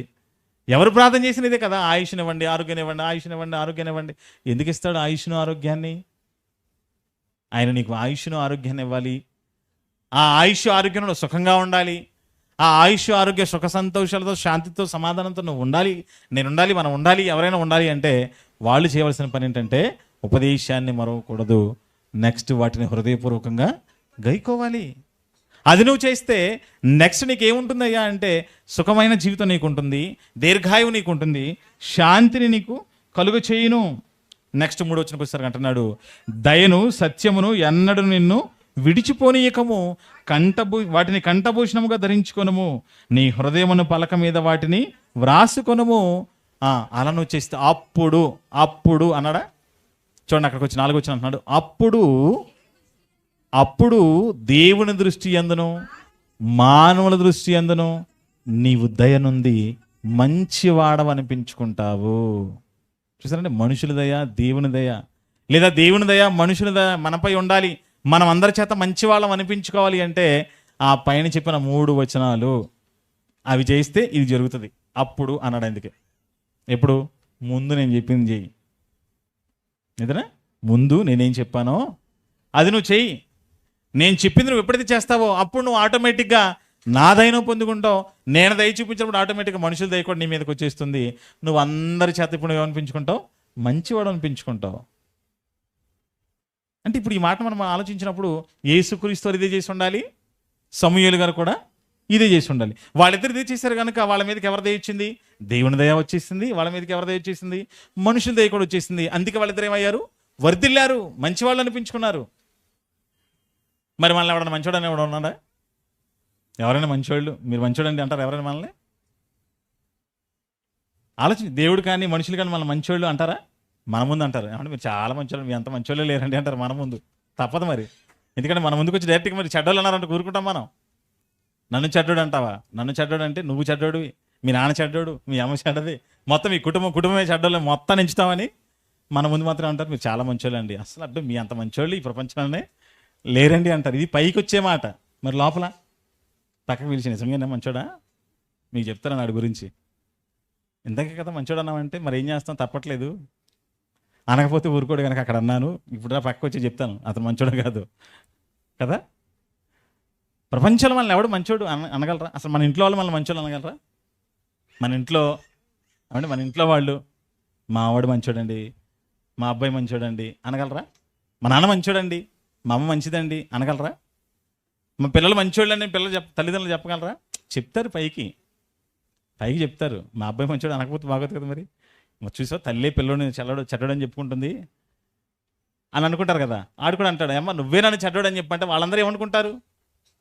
మొహమాటం అడ్డొచ్చి మంచోళ్ళని చెప్తున్నారు తప్ప మనసులోకి వెళ్ళి ఆలోచిస్తే నిజంగా మంచోళ్ళని చెప్తారా అని చెప్పండి. మన కుటుంబంలో మన వాళ్ళ మధ్యే మన అనుకున్న వాళ్ళే కొన్ని భార్య అనగలదా నువ్వు మంచోడు అని? మా ఆయన చాలా మంచోడండి అంటది ఇక్కడ. తర్వాత వాళ్ళ ఇంటికి వెళ్ళి అడగాలి, పుట్టింటికి వెళ్ళి అడిగితే చెప్తారు వాళ్ళ ఆయన ఎంత మంచోడు, వాళ్ళకి చెప్పుద్ది ఆవిడ. ఎవరికి? వాళ్ళ అమ్మ నాన్నలకి. మీరు మంచోడని నాకు ఇచ్చేసారమ్మా, వాడు అలాంటోడు ఇలాంటోడు, ఇలా చేస్తున్నాడు అలా చేస్తున్నాడు ఇలాంటోడు అనుకో నాకు కట్టబెట్టారు. ఆయన మంచితనం ఏంటో మొత్తం వాళ్ళ అమ్మ నాన్నలకి చెప్పుద్ది. అల్లుడి గురించి తెలుసుకోవాలంటే అత్తమ్మ దగ్గరికి వెళ్ళిపోతే తెలిసిపోద్ది అనమాట మంచోడా కాదా. పోనీ భార్య గురించి మంచిదని నాకు కట్టబెట్టారమ్మా, ఇగో మీ కోడలు ఇలా ఉంది అంటూ ఏం చెప్తాడు వాళ్ళ అమ్మ నాన్నలకి. చూసానండి, భార్య నేను మంచిగా మంచి వాడు అనలేదు, తన భర్తను గురించి మంచివాడు అని చెప్పలేదు. భర్తను గురించి భార్య చెప్పలేకపోతుంది, భార్యను గురించి భర్త చెప్పలేకపోతున్నాడు, తల్లిదండ్రులు, పిల్లలు, కుటుంబము. ఇక సమాజం గురించి ఆలోచిస్తే కుటుంబంలోనే మంచి అనిపించుకునే మనం సమాజంలో మంచోడు అనిపించుకోగలమా? అంటారు అసలు ఎవడైనా మనల్ని? మొహమాటానికన్నా అది మనసులోంచి వచ్చే మాట కాదు. కానీ ఎవరైనా నిన్ను మంచివాడు అనాలి, నీ కుటుంబం నిన్ను మంచివాడు అనాలన్నా, నువ్వు ఉంటున్న వాతావరణం, నువ్వు ఉంటున్న సమాజం, నువ్వు ఉంటున్న ప్రాంతంలో నిన్ను మంచివాళ్ళు అన్నారన్నా, సంఘములో నిన్ను మంచివాడు అనాలన్నా, సమాజంలో నిన్ను మంచివాడు అనాలన్నా, ఒక మంచివాడిగా నువ్వు గుర్తింపు తెచ్చుకోవాలంటే నీకు ఎవరి దయ కావాలో తెలుసా? దేవుని దయ, మనుషుల దయ ఉన్నప్పుడే నువ్వు మంచివాడు అనిపించుకుంటావు. ఈ మనుషుల దయ, దేవుని దయ నీకు రావాలంటే ముందు పైన ఉన్న విషయాలు నువ్వు చేసుకుంటూ రావాలి. చూసారండి ఎలా ఉందో? దేవుని దయ, మనుషుల దయ మనపై రావాలి. అలా దేవుని దయ, మనుషుల దయ మన మీద ఉంటేనే మనల్ని మంచివారని సమాజం కానీ ఎవరైనా కానీ దేవుడి కానీ అనగలరు. అలా మనం మంచివాళ్ళం అనిపించుకోవాలి అంటే ముందు వాళ్ళ దయ కావాలి.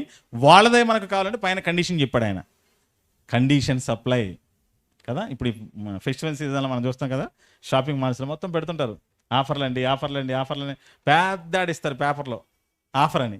కానీ కింద మీరు చూస్తే ఎలా ఉంటుంది? చిన్నది రాస్తాడు కండిషన్ సప్లై అని కదా. కింద చిన్నది రాస్తాడు, మనం పెద్ద ఫోటో చూసి వెళ్ళిపోతాం. ఆహా ఏమీ లేదనుకుని వెళ్ళిపోతాం. రూపాయి కడితే ఫ్రిడ్జ్ అని రాస్తాడు అందులో. ఈ పండగ సీజన్లో రూపాయికే ఫ్రిడ్జ్ అని వేస్తాడు అంతే. అప్పుడు రూపాయి కడితే ఫ్రిడ్జా అనుకుని వెళ్ళిపోతాం మనం. ఏమండి మీరు రూపాయి కడితే ఫ్రిడ్జ్ అని చదువుకున్నా కానీ కింద కండిషన్ సప్లై చదువుకోలేదండి అంటాడు.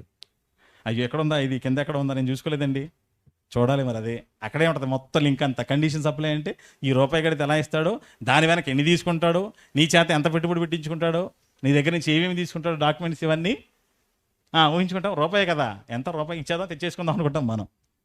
దేవుడు కూడా ఆయన మాటలు కూడా మనకు అర్థం కావాలంటే ప్రతిదీ కూడా కండిషన్ సప్లై, కండిషన్ అప్లై అవుతుంది. దేవుని దయ నీకు కావాలా? నా దయ నీకు కావాలా? రైట్, నేను దయ చూపిస్తాను నీపై. నీకు మనుషుల దయ కూడా కావాలా? మనుషులందరూ కూడా నేను దయ తెలచాలంటే ఆ మనుషులందరి మనసులో నేను నీకు వాళ్ళకు ఒక స్థానం, నీకు ఒక స్థానాన్ని కల్పించాలంటే నువ్వేం చేయాలి? ఇదిగో నేను చెప్పింది నువ్వు చేయిస్తే నేను నిన్ను దయతలుస్తాను, నా నుంచి నీకు దయ వస్తుంది, మనుషులందరూ కూడా నేను దయతలుస్తారు, ఆటోమేటిక్ ఒక మంచి వాడు అనే పేరు కూడా నీకు వస్తుంది. మరి ఏం చేయమంటావు ప్రభువా అన్నప్పుడు పైన చెప్తున్నాడు, నా ఉపదేశమును మరువకము, నా ఆజ్ఞలను హృదయపూర్వకంగా కైకొనము, అవి నీకేం చేస్తాయి? దీర్ఘాయువునిస్తాయి, సుఖమైన జీవనాన్ని ఇస్తాయి, శాంతిని నీకు దయచేస్తాయి. తరువాత మూడో వచనం, దయను సత్యమును ఎన్నడూ నిన్ను విడిచిపెట్టి పోనేవద్దు. దయను సత్యమును ఎన్నడూ విడిచిపెట్టవద్దు. కంఠభూషణముగా వాటిని నువ్వేం చేయు? నెక్లెస్ పెట్టుకోవడం తెలుసు మనకి కదండి, ఆడవాళ్ళు మగవాళ్ళు అందరూ ఏం పెట్టుకుంటారు? కంఠభూషణం అంటే మెడలో హారం, నెక్లెస్. కంఠం అంటే గొంతుకి ఏం పెట్టుకుంటాం? మంచి మంచి నెక్లెస్ కదా, చైన్లు వేసుకుంటాం, నెక్లెస్లు వేసుకుంటాం అందంగా అండి. మరి మెడ ఖాళీగా కనబడితే ఎలాగా? మెడ చూసారండి ఎలా బోసిగా కనబడుతుంది, ఏది తీసుకురారో నాకు అంటుంది భార్య. భర్తలు కూడా అంటుంటారు, ఏంటంటే అలాగా మెడ బోసి మెడత వెళ్తారు, వేసుకొని చైన్ వేసుకొని అంటుంటారు భర్తలని, భార్యలు. మెడకి బంగారం తెలుసుకోవడం తెలిసింది మనకి, కంఠభూషణం అంటే హారాలను పెట్టుకోవడం తెలిసింది మనకి. కానీ దేనిని పెట్టుకోవాలంటున్నారు? నీ మెడకి నీ హారంగా ఏం పెట్టుకోవాలంట? మనము దయను సత్యమును ఏం చేయాలంట? కంఠభూషణముగా ధరించుకో అంటున్నాడు. నువ్వు ధరించుకోవాల్సింది ఏంటో తెలుసా? బంగారాన్ని కాదు, 24 క్యారెట్ గోల్డ్ అంతకంటే కాదు, లలిత జ్యువెలరీ కాదు, గుండోడు వస్తాడుగా డబ్బులు ఊరికేరావు అనుకుంటూ, అవి కాదు మనం ధరించుకోవాల్సింది. ఏం ధరించుకోవాలంటే మరి కంఠభూషణముగా దయను సత్యమును నువ్వు ధరించుకో. దయను సత్యమును నువ్వు ధరించుకుంటే, కంఠభూషణములుగా కంఠహారములుగా ధరించుకుంటే అప్పుడు అప్పుడు అప్పుడు అక్కడ చూడండి, అప్పుడు ఎప్పుడైనా మీరు బైబిల్ చదువుతున్నప్పుడు అప్పుడు, కాబట్టి, కావున, గనుక ఈ పదాలు వచ్చాయంటే వెనక చాలా చరిత్ర ఉంటుంది అనమాట. ఆ డైలాగ్ వచ్చిందంటే దాని వెనక కొంచెం స్టోరీ ఉంటుంది. ఆ స్టోరీలోకి మనం వెళ్ళిపోవాలి. ఆ స్టోరీ ఏంటో అక్కడికి వెళ్తే కానీ అప్పుడు కానీ మనకు క్లారిటీ రాదనమాట. అలా చెప్తాడు దేవుడు. అది మనం క్యాచ్ చేయగలగాలి. కాబట్టి అప్పుడు అని మనం చదువుకుని వెళ్ళిపోయాం అనుకోండి. అప్పుడు అంటే ఎప్పుడు ఎంతకి ఒక విషయాన్ని చెప్పుకుంటూ ఆ విషయం అంతా మీరు చేస్తే అప్పుడు అనేది అని అర్థం. అర్థమవుతుంది మీకు? ఎక్కడైనా కాబట్టి అన్నాడంటే ఓహో ఏదో ఉంది, గనుక గనుక అన్నాడంటే దాని వెనక కూడా ఏదో ఉంది చెప్పుకుంటూ వచ్చి గనుక మీరు ఇలా ఉండొద్దు. గత రాత్రి చెప్పారు కదా అన్నయ్య, ఏం చెప్పాడు రాత్రి? సనుగులు సంశయాల గురించి మాట్లాడారని చెప్పారు. రైట్. పాత నిబంధనలు ఎక్కడో జరిగిందని చెప్పుకుంటూ వచ్చి కొత్త నిబంధనలో మొదటి కొరింథీ పత్రిక 10వ అధ్యాయం చెప్తాడు. ఏం చెప్తాడు? వాళ్ళు శనిగారు గనుక మీరు కూడా సనగకుడి. గనుక అన్నాడంటే వెనక్కి వెళ్ళిపోతున్నాడు ఎక్కడికో. ఒరే అప్పుడు అక్కడ జరిగిందిరా కాబట్టి నువ్వు జాగ్రత్తగా ఉండరా కదా. కాబట్టి అనే పదం వచ్చిందంటే వెళ్ళిపోవాలి. అప్పుడు అన్నాడంటే పైన ఏదో జరుగుతుంది అని చెప్తున్నాడు. ఇలా మనం బైబిల్ చదువుతున్నప్పుడు ఆ మాట ఉంది తెలియదు. అదే అంటారు డాడీ గారు, గ్రామర్ తెలియాలి మీకు అంటారు. విన్నారు ఎప్పుడైనా? మా డైరెక్టర్ గారు జయశాల్ గారు మాట్లాడుతూ తెలుగులో గ్రామర్ కూడా తెలియదురా మీకు అంటుంటారు. చాలామంది తిడతారు ఆయన. పదం చదవటం కాదు, 3 అక్షరాలు అప్పుడు అన్న పదం ఈజీగా చదివేస్తాం. కానీ అసలు ఆ మాట ఏంటి, దేనికి చెప్తున్నాడు ఆ మాట, ఏముంది దాని వెనక? తెలుగులో గ్రామర్ కూడా తెలియని వాళ్ళందరూ సేవకులు అయిపోయారని తిట్టాడు చాలాసార్లు ఆయన. గ్రామర్ కూడా తెలియదు మీకు, ఛందస్సు తెలియదు మీకు, అక్షరమాల తెలియదు మీకు, వర్ణమాల తెలియదు మీకు, పదాలు తెలియదు మీకు, అర్థాలు తెలియదు మీకు, ఒత్తులు తెలియదు మీకు అంటూ అసలు ఆయన తిట్టిన తిట్లు ఇంకెవరు తిట్టలేదు కదా. కారణం ఏంటి? చాలా మీనింగ్ ఉంది అక్కడ. నిజంగా ఆయన మాట్లాడిన తర్వాతేనండి నిజంగా అంటే ఒక మాటకి ఎంత విలువ ఉంటుందా, ఒక అక్షరానికి ఎంత విలువ ఉందా, అప్పుడు అర్థమైంది యేసుక్రీస్తు అన్నమాట. ఏమన్నాడు ఆయన? ఆకాశ భూమి గతించవచ్చు కానీ నేను మాట్లాడిన మాటల నుంచి సున్నైనను, ఇటు సున్నాకి పొల్లుకు కూడా అంత మీనింగ్ ఉందా? సున్నైనను పొల్లైనను తప్పిపోదు అన్నాడంటే అవి కూడా సున్నా కూడా చాలా అవసరం. పొల్లు అంటే పైన కాకు పొల్లిస్తే అంటాం కదా మనం, పొల్లు అంటాం దాన్ని. అది కూడా పోదు, అది కూడా అవసరమే. నిజంగా ఆయన గారు మాట్లాడిన తర్వాత ఇంత మీనింగ్ ఉందా దీనిలో, ఇంత అర్థం దాగి ఉందా ఇక్కడ, ఇంత విషయం దాగి ఉందా దీనిలో. నిజంగా ప్రియమైన అలా మనం బైబిల్ చదవాలి. ఇప్పుడు మనం దీన్ని మనసులో పెట్టుకొని అప్పుడు అన్నాడు ఆయన. అప్పుడు నీకు ఏమంటున్నాడు? అప్పుడు దేవుని దృష్టి అందును మానవ దృష్టి అందును నీవు దయనుంది మంచివాడవని అనిపించుకుందువు అంటున్నాడు. చూసారా? అప్పుడు ఎప్పుడు? పైకెళ్ళు, ఎప్పుడో చెప్తాను పైకెళ్ళి అలాగంటున్నాడు. పై వచనాలకు వెళ్ళిపో అంటున్నాడు. పై వచనాలకు వెళ్ళిపో. ఏంటి ప్రభా? నా ఉపదేశమును మరువకము, నా ఆజ్ఞలను హృదయపూర్వకంగా గైకొనము. తర్వాత నెక్స్ట్ అంటున్నాడు, అవి నువ్వు అలా చేస్తే నీవు దీర్ఘాయువును, అవి నీకు దీర్ఘాయువును, సుఖజీవంతో గడుచు సంవత్సరములను, శాంతిని నీకు. ఇప్పుడు మనందరం కూడా సన్నీ కోసం ప్రార్థన చేస్తాం. ఏమని? పుట్టినరోజు ప్రభువా ఎంతకాలం మంచి ఆరోగ్యాన్ని ఇచ్చారు, మంచి ఆయుష్ని ఇవ్వండి, ఇంకా ఎక్కువ కాలం మీ కుమారునికి మీరు ఆయుష్ని ప్రసాదించండి అంటాం. మనం అడిగినంత మాత్రం ఆయుష్ వచ్చేది. ఒక మనిషికి దీర్ఘాయువు కావాలి, ఒక మనిషికి సుఖమైన జీవితం కావాలి, సంతోషకరమైన జీవితం కావాలి అంటే దేవుడు చెప్తున్నాడు, నేను చెప్పిన మాటల ప్రకారంగా నువ్వు ముందు నడుచుకో. నా ఉపదేశం నువ్వు మర్చిపోవద్దు, నా మాటలు నువ్వు ఏం చేయ, హృదయపూర్వకంగా గైకొను. నువ్వు అలా చేస్తే, నువ్వు అలా ఉంటే ఆటోమేటిక్గా నీకు దీర్ఘాయువు వచ్చేస్తుంది, ఆటోమేటిక్గా నీకు ఏమొచ్చేస్తుంది? సుఖమైన జీవితం వచ్చేస్తుంది, ఆటోమేటిక్గా నీకేమొస్తుంది? సంతోషం, శాంతి. అవి చేయకుండా దీర్ఘాయువు కావాలని నేను ప్రార్థన చేసి వచ్చేస్తుందా? ప్రార్థించినంత మాత్రం దీర్ఘాయువుని మనము పొందుకోలేము. ప్రియమైన దేవుని వల్ల ఆలోచించండి, బాగా ఆలోచించండి. ఇక్కడికి వచ్చేసరికి 3వ వచనం చెప్తున్నాడు ఆయన, దయను సత్యమును ఎన్నడును విడిచిపెట్టకమన్నాడు. దయను అన్నాడు. ఇంతకీ దయ అంటే ఏంటి? దయ అంటే ఏంటి? దయను విడిచిపెట్టేది అన్నాడు కదా. మనం మాట్లాడుకుంటుంది దయ గురించి కదా, మనుషుల దయ, దేవుని దయ గురించి చెప్పుకున్నాం. ఇక్కడ దయను సత్యమును నిన్ను ఎన్నడును విడిచిపోనీయకము అంటున్నాడు. దయను అంటే ఏంటి? దయ అంటే ఇక్కడ ఈ దయ అన్న మాటకు అర్థం ఏంటి చెప్పండి? దయ అన్న ఈ మాటకు అర్థం ఏంటి? దయ చూద్దాం ఒకసారి చూడండి. కీర్తన గ్రంథం 65వ అధ్యాయం 11వ వచనంలో, కీర్తన గ్రంథం 65వ అధ్యాయం 11వ వచనంలో అక్కడ చెప్తాడు. ఇక్కడ చూడండి ఒకసారి, 65:11 అంటున్నాడు, సంవత్సరమును చూడండి 65:11 సంవత్సరమును నీ దయా కిరీటం అన్నాడు. చూడండి, చూసారా? సంవత్సరమును నీ దయా కిరీటమును ధరింపజేసి ఉన్నావు అంటున్నాడు. సంవత్సరమును నీ దయా కిరీటమును నువ్వు ఏం చేసావు? ధరింపజేసావు అంటున్నాడు. అంటే కాలము, దాని అర్థం. దేవుడు ఏం చేశాడంట? సంవత్సరమును నీ దయాకిరీటమును, కాలాన్ని, ఆయుష్ను, అవకాశాన్ని దేవుడు ఇచ్చాడు కదా. దయగా దేవుడు, ఇప్పుడు ఉదాహరణకి సన్నీ గురించి తీసుకున్నాం అనుకో, సన్నీకి దేవుడు దయతలిచి మరొక సంవత్సరాన్ని ఏమిచ్చాడు? దయాకిరీటంగా ఇచ్చాడు. అదే జన్మదినం కదా. గడిచిన సంవత్సరాన్ని కాపాడి మరొక సంవత్సరాన్ని ఏం చేశాడు? దయతలిచి, ఇగో దయతలిచి నేను నీకు మరొక సంవత్సరం ఇస్తున్నాను, దయతలిచి నేను నీకు ఇచ్చాను. చూసావా? ఈ సంవత్సరం, కాలం, అవకాశం, దాన్ని ఏం చేయదు? నువ్వు విడిచిపోనియద్దు. నీకు దేవుడిచ్చిన అవకాశాన్ని నువ్వు వదిలిపెట్టుకోవద్దు. అదే చెప్తున్నాను. అక్కడ మరలా వచ్చాను 3వ వచనంకి వచ్చేసి దీన్ని ఇలా మనసులో పెట్టుకొని 3వ వచనంకి వచ్చేస్తే 3వ అధ్యాయం 3వ వచనంలో దయను అంటే దేవుడిచ్చిన అవకాశాన్ని, ఆయుష్ను, ఆరోగ్యాన్ని, సంవత్సరమును, కాలాన్ని నిన్ను విడిచిపోనివ్వద్దు. జాగ్రత్తగా కాపాడుకో. కాలాన్ని జాగ్రత్తగా కాపాడుకో, అవకాశాన్ని జాగ్రత్తగా కాపాడుకో, సద్వినియోగం చేసుకో. దానిని పోగొట్టుకున్నావా? తిరిగి సంపాదించుకోలేవు. అవకాశాన్ని తిరిగి సంపాదించుకోలేము, కాలాన్ని తిరిగి సంపాదించుకోలేము, ఆయుష్ను తిరిగి సంపాదించుకోలేము. దయను నిన్ను విడిచిపెట్టి పోనివ్వద్దు. నెక్స్ట్ ఏమంటున్నాడు? సత్యమును అంటే వాక్యమును. అదే కదండి సత్యం అన్న మాటకు అర్థం ఏంటి? మనకేం చెప్పింది బైబిల్? నీ వాక్యమే. నీ కాలాన్ని నువ్వు పోగొట్టుకోవద్దు, కాలాన్ని పోగొట్టుకోవద్దు, వాక్యాన్ని కూడా నువ్వు పోగొట్టుకోవద్దు. సత్యాన్ని నువ్వు నిన్ను విడిచిపెట్టి పోనివ్వకము. అంటే కాలము, వాక్యము అంటే సత్యం మనల్ని విడిచిపెట్టి పోతాయా? పోతాయి. ఎప్పుడు పోతాయి? మనం భక్తిహీనులుగా మారిపోతే మనకు కాలము ఉండదు. చూసాం కదా ముందే, భక్తిహీనులు ఎంతకాలం ఉంటారంట? వాళ్ళు నిమిషమే పోతారు. వాళ్ళు తర్వాత కనబడకుండా. ఒకప్పుడు ప్రబలిన వారు తర్వాత కనబడకుండా కనుమరుగైపోతారని మనకు బైబిల్ చెప్పినప్పుడు, కాలం మన జీవితం నుంచి వెళ్ళిపోతుంది, అవకాశాలు మన జీవితం నుంచి వెళ్ళిపోతాయి, ఆయుష్ మన జీవితం నుంచి తరిగిపోతుంది మన భక్తిహీనులుగా మారిపోతే. సత్యము కూడా మనల్ని విడిచిపెట్టి వెళ్ళిపోతుంది. వాక్యం మన దగ్గర ఉన్నది కాబట్టి నువ్వు దానిని పోనివ్వద్దు. మరి పోనీకుండా ఏం చేయమంటున్నాడు? మెడలో నెక్లెస్ లాగా వేసుకుంటున్నాడు. మెడలో నెక్లెస్ వేసుకుంటే ఏం చేసుకుంటాం? ఎప్పుడు చెక్ చేసుకుంటాం లేదా?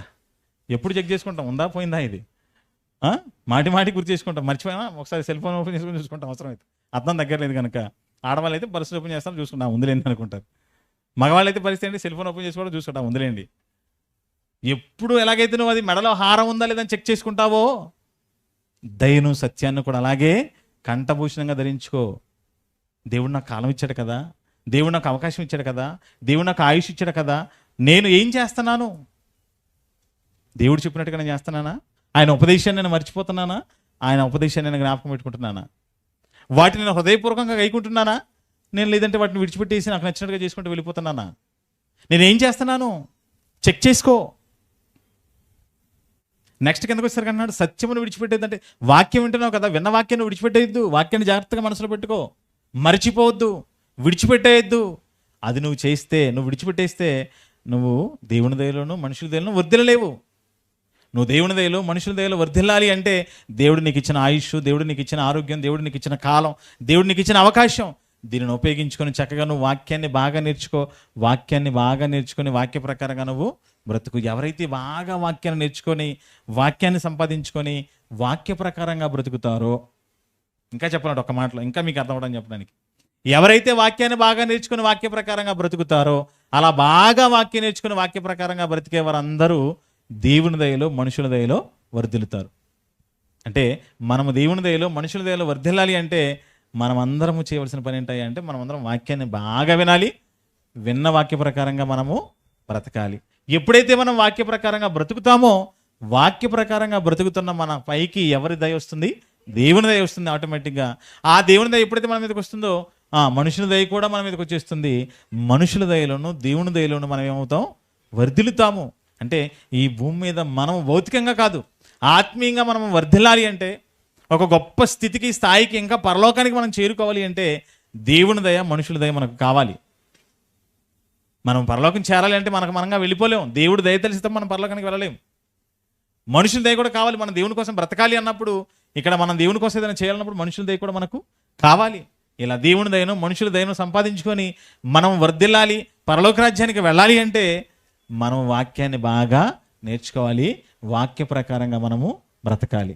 ఎవరైతే వాక్యాన్ని బాగా నేర్చుకుంటారో, ఎవరైతే వాక్య ప్రకారంగా బ్రతుకుతారో వారు మాత్రమే దేవుని దయను మనుషుల దయను పొందుకుంటారు. పరలోక రాజ్యానికి వెళతారు. భూమి మీద కూడా చక్కగా వర్ధిల్లుతారు. అలా చెయ్యని వారు ఈ భూమి మీద దేవుని దయలోను మనుషుల దయలోను వర్ధిల్లగలరా? వర్ధిల్లలేరు. మరి యేసుక్రీస్తు వారు అదే చేశారా? అవును, యేసుక్రీస్తు వారు వాక్యాన్ని బాగా నేర్చుకున్నారు. వాక్య ప్రకారంగానే ఆయన బ్రతికారు. అవునా? వాక్యాన్ని నేర్చుకున్నారు యేసుక్రీస్తు వారు. ఈరోజు వాక్యం నేర్చుకోవాలంటే మనందరికీ సిగ్గుగా అనిపిస్తుంది. మేము నేర్చుకోవడం ఏంటండి అనిపిస్తుంది. కానీ యేసుక్రీస్తు వారే వాక్యం నేర్చుకున్నారు. ఆయన అందుకే అంటాడు, నేను నా తండ్రి యొద్ద నేర్చుకున్న సంగతులనే చూసాను. నేర్చుకున్నారా? నేర్చుకున్నారు. ప్రపంచానికి గురువు యేసుక్రీస్తు వారు. ఆ ప్రపంచానికి గురువైన యేసుక్రీస్తు వారు ఎవరి దగ్గర నేర్చుకున్నారు? తండ్రి యొద్ద నేను నేర్చుకున్నాను అంటున్నాడు ఆయన. నేను తండ్రి దగ్గర నేర్చుకున్నాను, తండ్రి నాకు నేర్పించాడు. ఎప్పుడు నేర్పించాడంట చూస్తారా? యెషయా గ్రంథం చూడండి ఒకసారి. యెషయా గ్రంథం 50వ అధ్యాయం మీరు చూస్తే ఏమండి, యెషయా గ్రంథం 50వ అధ్యాయంలో యేసుక్రీస్తు వారు నేర్చుకున్నారంట. 4-5 వచనాలు చూడండి ఒకసారి.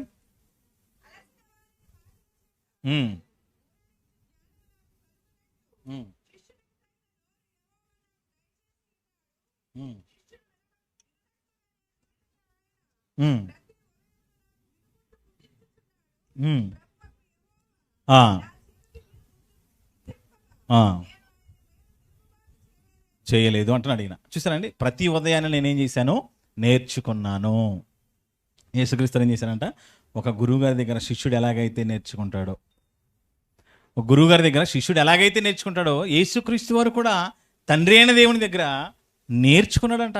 ప్రతి ఉదయాన్నే లేచి తండ్రి అయిన దేవుడు నేర్పించేవారంట, యేసుక్రీస్తు వారు నేర్చుకునేవారంట అండి. అలా నేర్చుకున్న ఆయన ఈ భూమి మీదకి వచ్చాడు గనుకే, బాగా నేర్చుకున్నాడు కనుక, ఆ నేర్చుకున్నదంతా మనసులో పెట్టుకున్నాడు కనుక, ఆ మనసులో పెట్టుకున్నదంతా కూడా ఏం చేశాడు? ఆయన హృదయపూర్వకంగా ఈ భూమి మీద దానిని జరిగించాడు. ఆయన నేర్చుకున్నాడండి. అందుకే యేసుక్రీస్తు చూడండి, ఆయన అంటాడు, నేను లేఖనం నెరవేరినట్లుగా ఏం చేస్తున్నానంట? దప్పికొనుచున్నాను. ఏంటి లేఖనంలో రాయబడిందా? నేను లేఖనం నెరవేరినట్లుగా దప్పికొనుచున్నానని చెప్పాలి నువ్వు అని చెప్పే మాట ఉందా? ఉంది. ఆ మాటను యేసుక్రీస్తు చెప్తున్నారు. ముగింపులు ఆయన మాట్లాడుతున్నారు. లేఖనం నెరవేరినట్లుగా నీతి యావత్తు నెరవేర్చబడాలి ఎలాగా కానిచ్చే అంటున్నాడు ఆయన. విన్నాడు యేసుక్రీస్తు వారు. విన్నదాని ప్రకారంగా ఆయన తన జీవితంలో చేశారు. దానిని ఎప్పుడు కూడా ఆయన దగ్గర నుంచి పోగొట్టుకోలేదు. దేవుడు ఆయన యేసుక్రీస్తు వారికి తండ్రి అయిన దేవుడు ఇచ్చిన దయ, ఆయుష్ కాలాన్ని యేసుక్రీస్తు వారు పోగొట్టుకున్నారండి కాలాన్ని ఎక్కడైనా? యేసుక్రీస్తు వారు ఎక్కడ కూడా ఒక్క నిమిషం కూడా వేస్ట్ చేసుకోలేదు. తన జీవితంలో ఎక్కడ కూడా సమయాన్ని వేస్ట్ చేసుకోలేదు యేసుక్రీస్తు వారు. తనకి ఇవ్వబడిన ప్రతి సమయాన్ని, ప్రతి అవకాశాన్ని యేసుక్రీస్తు వారు సద్వినియోగం చేసుకున్నారు. ఎల్లప్పుడూ దేవుని పనిలో ఉండడానికి ప్రయాసపడ్డారు. ఆయన బ్రతికినంత కాలం తనకి ఇవ్వబడిన దయను, కాలాన్ని, సమయాన్ని, ఆయుష్ను, ఆరోగ్యాన్ని ఏం చేశాడు? ఆయన పోనివ్వలేదు. తనను విడిచిపెట్టి పోనివ్వకుండా కాపాడుకున్నారు యేసుక్రీస్తు వారు. సత్యాన్ని పోగొట్టుకున్నాడు ఆయన? లేదు. వాక్యాన్ని కూడా ఆయన కోల్పోలేదు. ఎప్పుడు కూడా వాక్యాన్ని గట్టిగా పట్టుకున్నాడు. వాక్య ప్రకారంగానే బ్రతికాడు. అలా ఎప్పుడైతే యేసుక్రీస్తు వారు వాక్య ప్రకారంగా బ్రతికారో ఆ దేవుని దయ, మనుషుల దయ యేసుక్రీస్తు వారికి వచ్చేసింది. వర్ధిల్లాడు ఆయన, ప్రపంచవ్యాప్తం అయ్యాడు ఆయన, పరలోకానికి వెళ్ళిపోయాడు ఆయన. ఒక సమూయేలు గారు కూడా అలాగే బాల్యం నుంచే దేవుని సన్నిధిలో ఉంటూ, దేవుని సన్నిధిలో దేవుని వాక్యం వింటూ పెరిగాడు. ఎవరు? సమూయేలు గారు. అలా పెరిగిన సమూయేలు గారు దేవుడు ఆయనకి ఇచ్చిన అవకాశాన్ని పోగొట్టుకోలేదు. నేర్చుకున్న వాక్యాన్ని కూడా ఆయన విడిచిపెట్టలేదు. ఆ వాక్యాన్ని గట్టిగా పట్టుకున్నాడు కనుక, వాక్య ప్రకారంగా ఆయన బ్రతుకుతూ వచ్చాడు కనుక, వాక్యంలో దేవుడైతే చెప్పాడో విలువలు, ఆ విలువలతో కూడిన జీవితాన్ని సమూయేలు గారు ఎప్పుడైతే మరి ప్రారంభించారో ఆయన మీదకి ఆటోమేటిక్గా దేవుని దయ వచ్చేసింది, మనుషుల దయ వచ్చేసింది. గొప్పవాడిగా వర్ధిల్లాడు, రాజులను అభిషేకించాడు, ఒక గొప్ప ప్రవక్తగా మనకు కనబడుతున్నాడు, పరలోక రాజ్యానికి అర్హతను సాధించాడు. మరి ఈరోజు మనము, మన పిల్లలు, మన కుటుంబాలు దేవుని దయలో, మనుషుల దయలో వర్ధిల్లాలి. ఈ భూమి మీద కూడా చక్కగా వర్ధిల్లాలి. ఈ లోకాన్ని విడిచిన తర్వాత కూడా మనం పరలోకానికి వెళ్ళాలి అంటే మనందరము కూడా ఏం చేయాలి అన్నప్పుడు ఏమంటే దేవుడు చెప్పిన మాట ఒకటే, మీరందరూ కూడా దేవుడు మీకు ఇచ్చిన అవకాశాన్ని, మీకు ఇచ్చిన ఆరోగ్యాన్ని, మీకు ఇచ్చిన కాలాన్ని మీరు పోగొట్టుకోకుండా, మీరు నేర్చుకుంటున్న వాక్యాన్ని విడిచిపెట్టేవారుగా ఉండకుండా ఆ వాక్యాన్ని మనసులో భద్రపరుచుకొని, ఆ వాక్య ప్రకారంగా మీరు ఎప్పుడైతే హృదయపూర్వకంగా చేస్తారో, వాటిని మీరు ఎప్పుడైతే కంఠభూషణంగా ధరించుకుంటారో, వాక్యానికి మీరు ఎప్పుడైతే విలువనిస్తారో, వాక్య ప్రకారంగా మీరు ఎప్పుడైతే బ్రతుకుతారో, వాక్య ప్రకారంగా బ్రతకడం కష్టమేనండి. ఎందుకంటే వాక్య ప్రకారంగా బ్రతకాలి అంటే ఈ సమాజంలో కష్టమే, అవునా? లోకం అంతా ఒక రకంగా వెళ్ళిపోతున్నప్పుడు, మనం వాక్య ప్రకారంగానే వెళ్తున్నప్పుడు లోకానికి మనం ఖచ్చితంగా వ్యతిరేకంగానే ఉంటాం. మనకు వాళ్ళు వ్యతిరేకంగా అనిపిస్తుంటారు, వాళ్ళకి మనం వ్యతిరేకంగా అనిపిస్తుంటుంటాం కదా.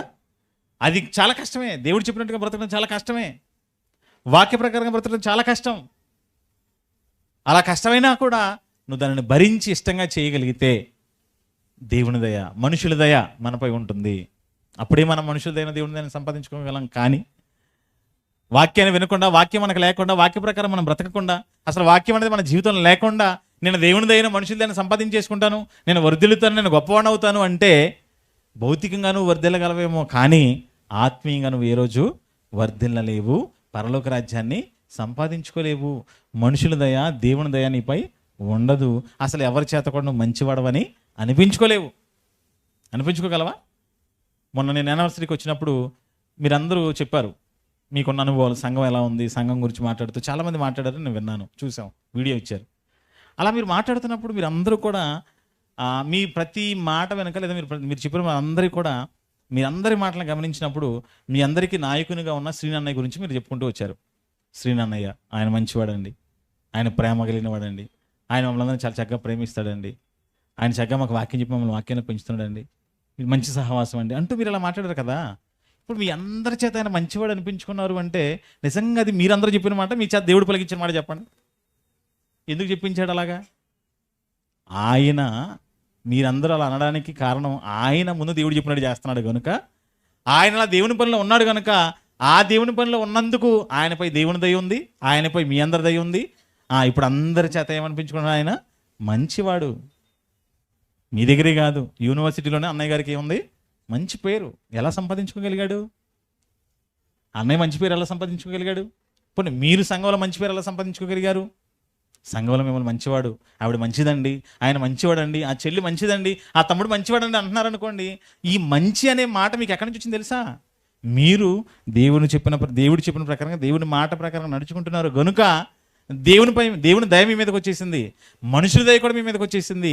ఇప్పుడు మీరు ఏమనిపించుకుంటున్నారు? సంఘం చేత, సమాజం చేత మంచివాడు అనిపించుకుంటున్నారు.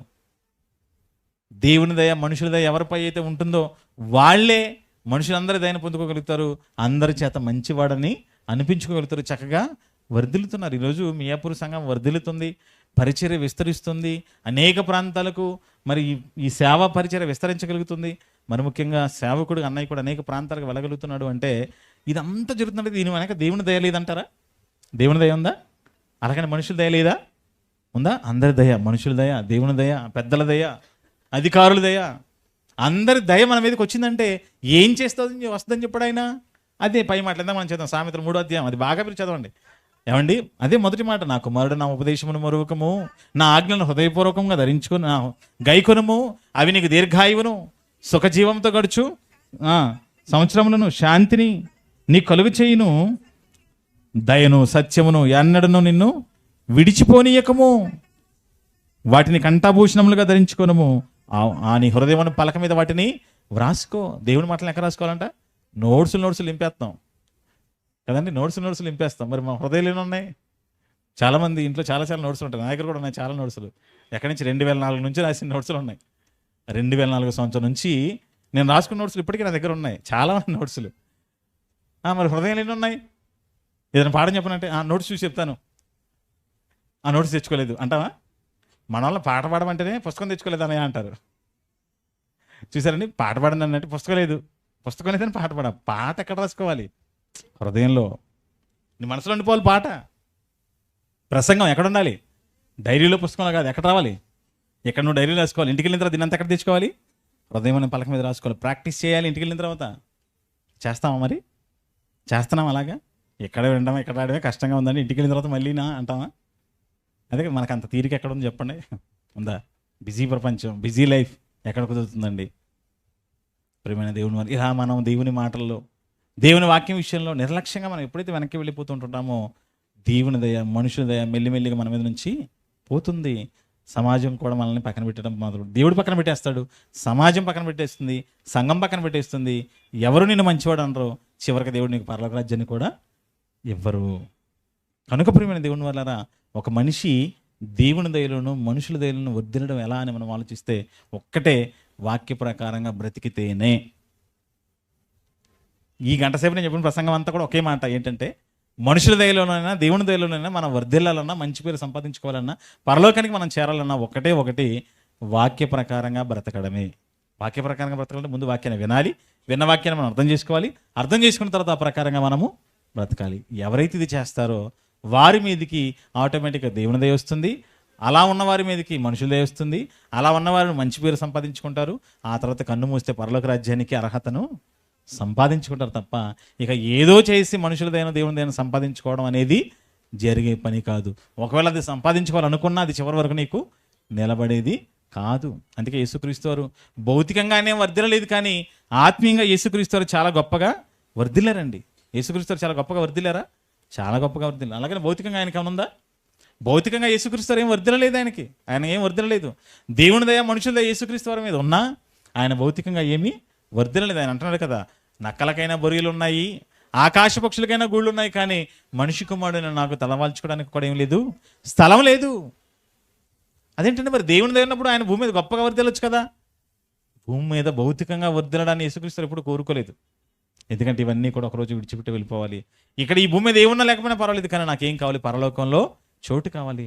నేను వదిలి వచ్చిన ఆ సింహాసనం నాకు కావాలి, ఆ మహిమ నాకు కావాలి, నేను అక్కడికే వెళ్ళాలి, తండ్రితో యుగాలు ఆనందపడాలని అదే కోరుకున్నారు యేసుక్రీస్తు వారు తప్ప ఈ భూమి మీద దేవుని దయ మనుషుల దయతో గొప్పవాడు అనిపించుకోవాలనే ఆలోచన ఆయనకి ఎప్పుడు లేదండి. అలాగే సమూయేలు గారిని కూడా తీసుకోండి, ఆయన కూడా భూమి మీద ఏమి ఆస్తులు సంపాదించడానికి మనకు కనబడలేదు. అసలు నేను ఏమీ ఆశించలేదు కదా మీ మధ్య, ఏమీ సంపాదించుకోలేదు కదా మీ మధ్య, సామాన్యంగా బ్రతికాను కదా. ఎందుకు?